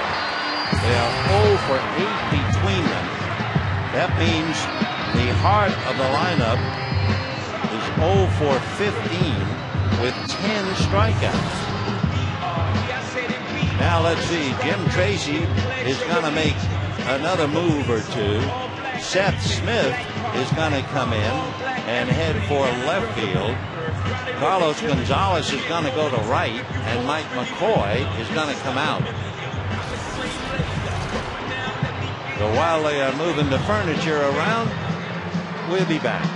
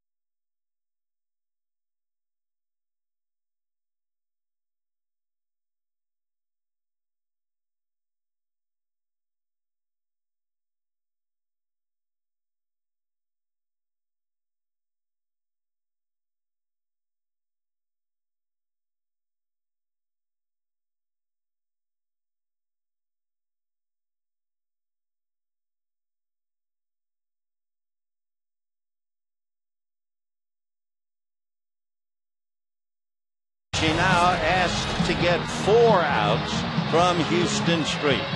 Houston with 34 saves this year out of Austin, Texas. His dad, a very famous athlete, was not only an all-conference pitcher for the University of Texas, but he also was the quarterback who led the Longhorns to the 1970 Cotton Bowl victory that clinched a national championship for the Horns. So Houston Street, 26 years old, 6 feet 190, came over in the deal from the A's that sent Matt Holliday to Oakland. And now Street facing Martin, who is 0 for 2 against him. Russell homered over the right field wall in the 7th inning for his 7th home run of the year. 53 runs batted in.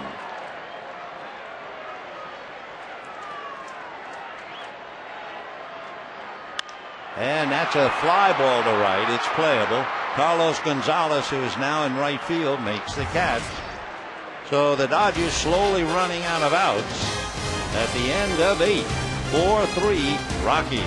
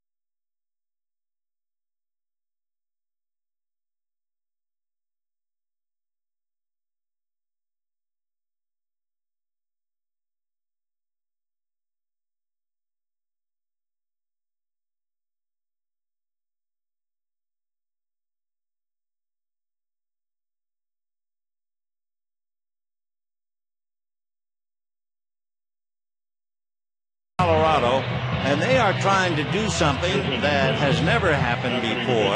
On the 3rd of June, they were 15.5 games back of the Dodgers. Now, there were 3 tremendous comebacks over the years. They called them the Miracle Braves of 1914. They trailed by 15 and came back to win the pennant. The Yankees of 1978 trailed by 14 and broke all the hearts of the people in Boston when they came back to win. And talking about breaking hearts, in 1951, the Dodgers had a 13-game lead in the middle of August, and Bobby Thompson hit his famous home run, and the Giants won it in 1951. But since the Rockies were 15.5 back, they are trying to make it the greatest deficit to finish in first place of all time.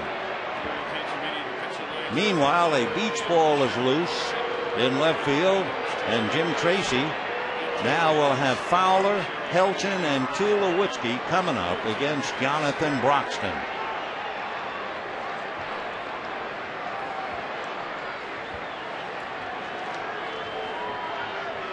Fowler has singled and grounded out, lost a base hit, ground ball to the hole, and for call through to third and got Carlos Gonzalez. And then last time up, fly to center, strike 1. Broxton facing Fowler this year. Fowler's just 0 for 1 against him. He also had a walk.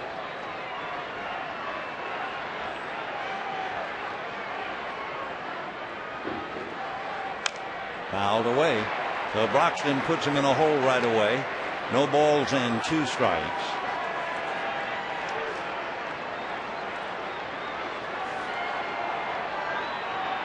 Big John 7-2 in his 72nd game, 28 walks and 111 strikeouts. Just about 4-1. 1-2.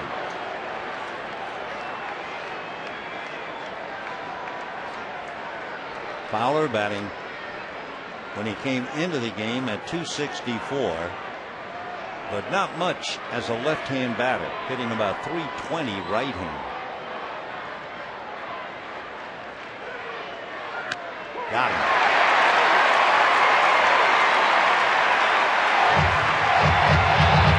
So one away as Broxton nails, and now he is exactly 4-1 in strikeouts to walks. And the batter is Todd Helton. Helton against Broxton, 2 for 7 with a home run. And then Tulowitzki, 1 for 12, hitting only .083 against Big John.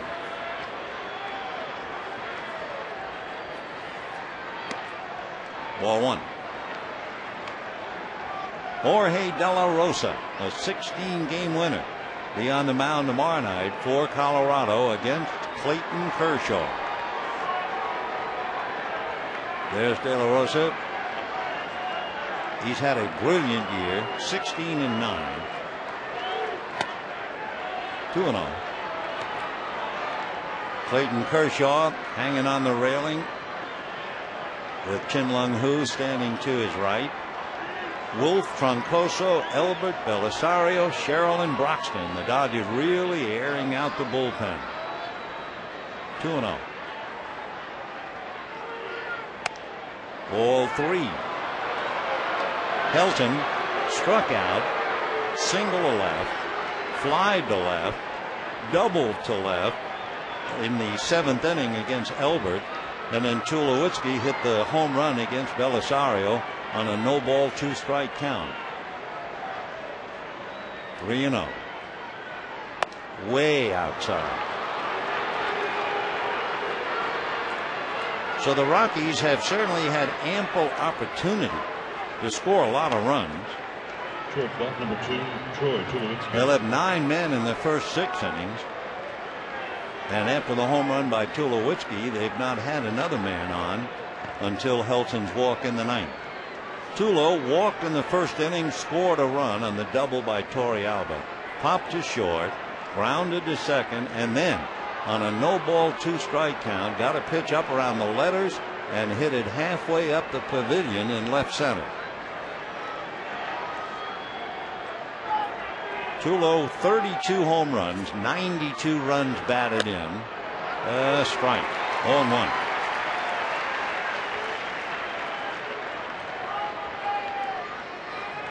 We talked about the Rockies being 15 and a half back on June 3rd.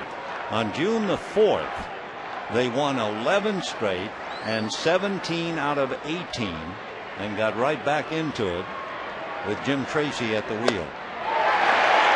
Kind of an awkward swing by Tulo. 0-2 the count.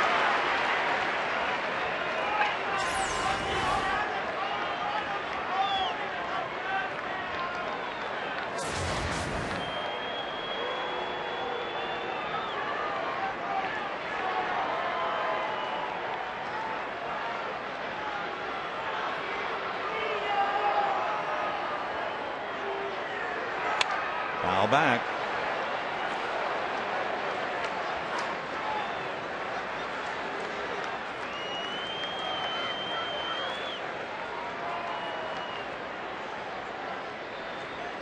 Chris Iannetta and Ian Stewart have changed their batting stances a little bit. They are now more erect, more straight up. They might have been watching Tulowitzki, who is certainly a straight up hitter.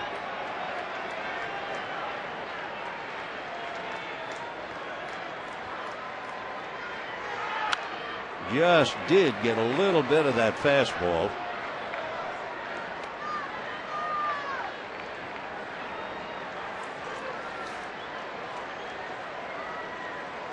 Tulowitzki with all of his ability, all of his experience. 24 years old. He'll be 25, 10th of October.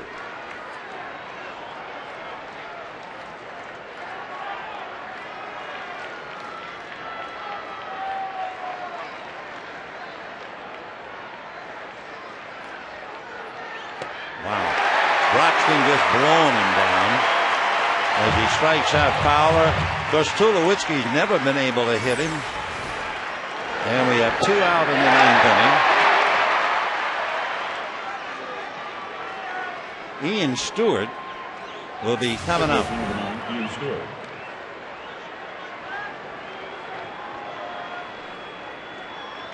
So Tulowitzki back in the dugout. Big 2-run home run tonight, but nothing from Air against Broxton. Ian Stewart checking in, hitting .229.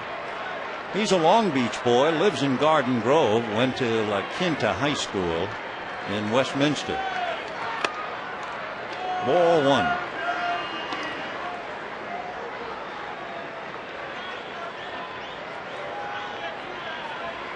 Stewart was a dynamite hitter last year against left-hand pitching. Up there now against Broxton.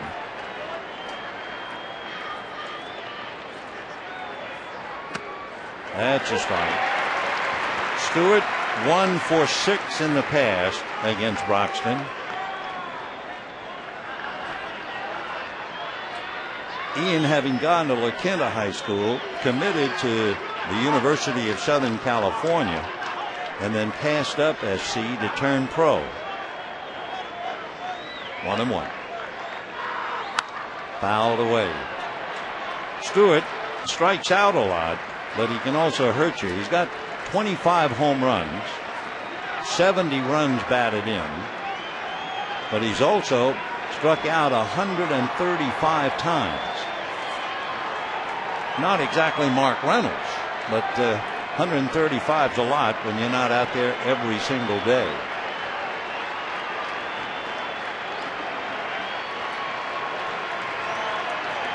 One and 2 to Ian.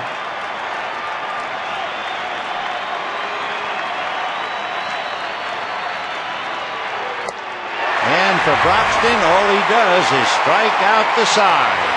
Fowler, Tulowitzki, and Stewart. However, as we go to the bottom,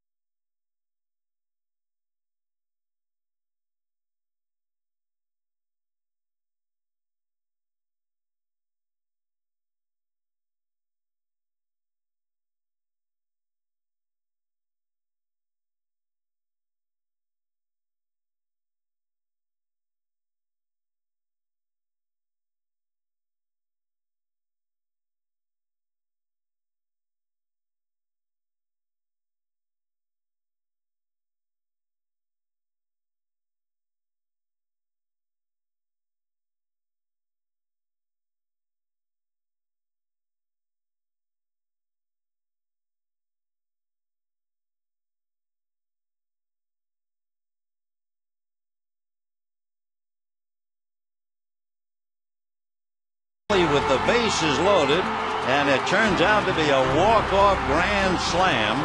The Dodgers beat the Giants 7-3 and clinched the National League Western title.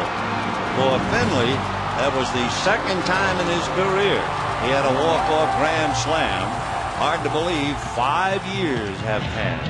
Well, Here we are, and the Dodgers hope to celebrate, but they're down 4-3. They will have Orlando Hudson, Jim Thome, and Rafael Furcal against Houston Street. And look at the Rocky record when leading after 8, 82-1. So Houston Street came in to get Martin on a fly ball in the 8th inning, and now going to work in the 9th against Orlando Hudson. Street against Hudson.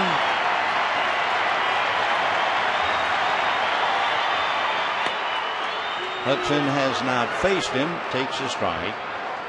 In fact, yes, he has. He's 1 for 3 in the past against Street. Then Jim Thome. Orlando has walked, struck out, grounded out, came home on a wild pitch. And another strike. 0-2.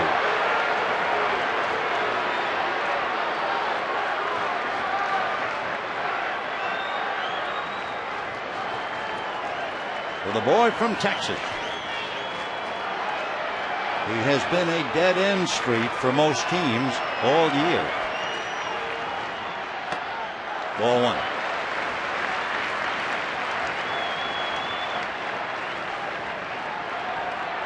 Street's been around since 2005 as Thome waits on deck.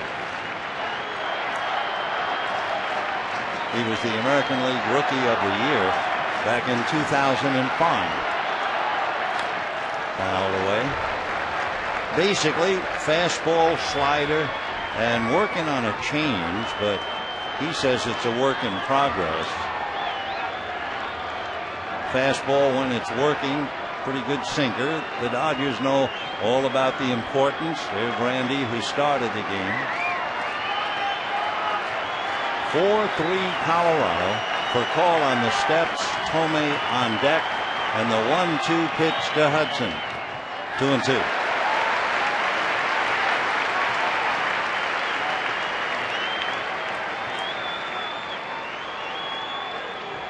Street was a #1 pick by the A's 2004.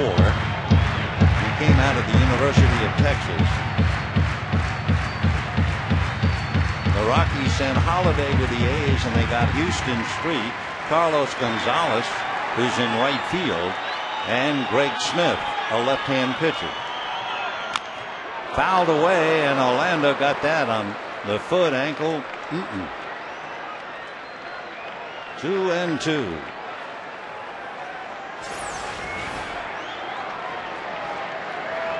Got him up on the knee. Last year, left-handers hit 200 against Street. They're hitting 172 against him so far this year.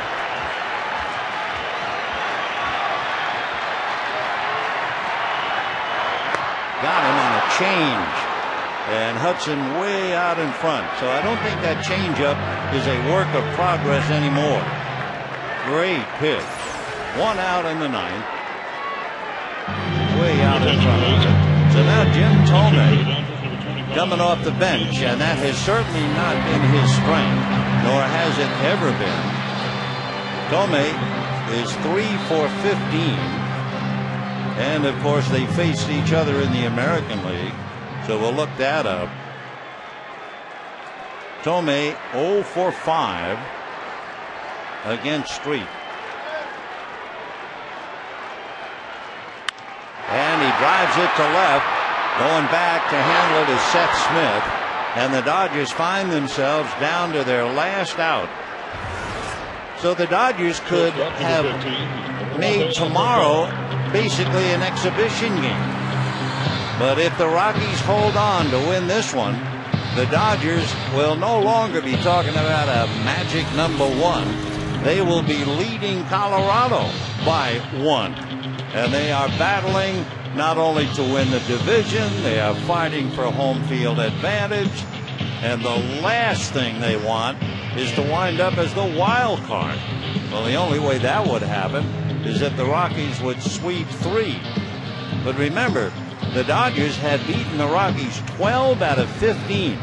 But in a game that has seen, among other things, Manny Ramirez strike out 4 times, Casey Blake strike out 4 times, and the Dodgers strike out 13 times during the night. They're down to COL as their last out. Ball 1. Helton guarding the foul line. Stewart up in front of the bag at third. The last thing that the Rockies want to give up is an extra base hit. 1-0.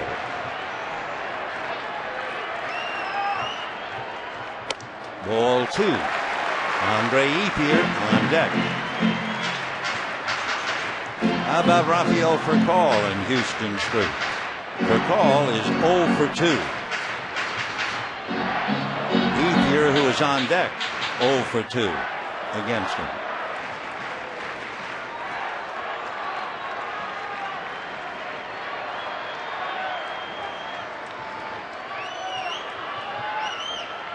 Fastball in there.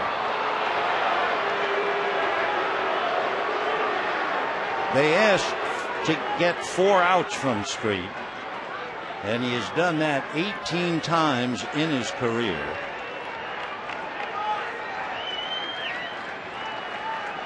He did it against Florida the middle of August. 3-1. And Ethier waits. Street, his strikeout to walk ratio, he has 70 strikeouts and he's walked only 13.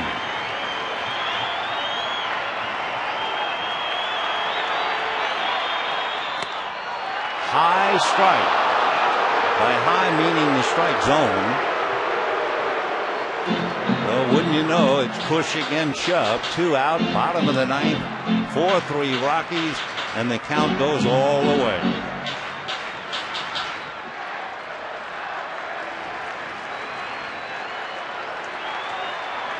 $54,131 here tonight.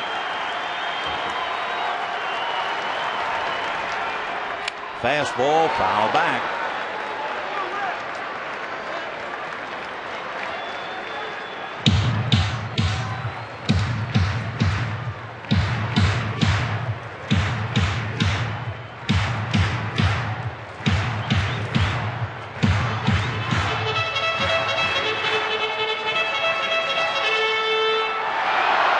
It's been Jimenez, Daly, Beimel, Bettencourt, and Street. 3-2.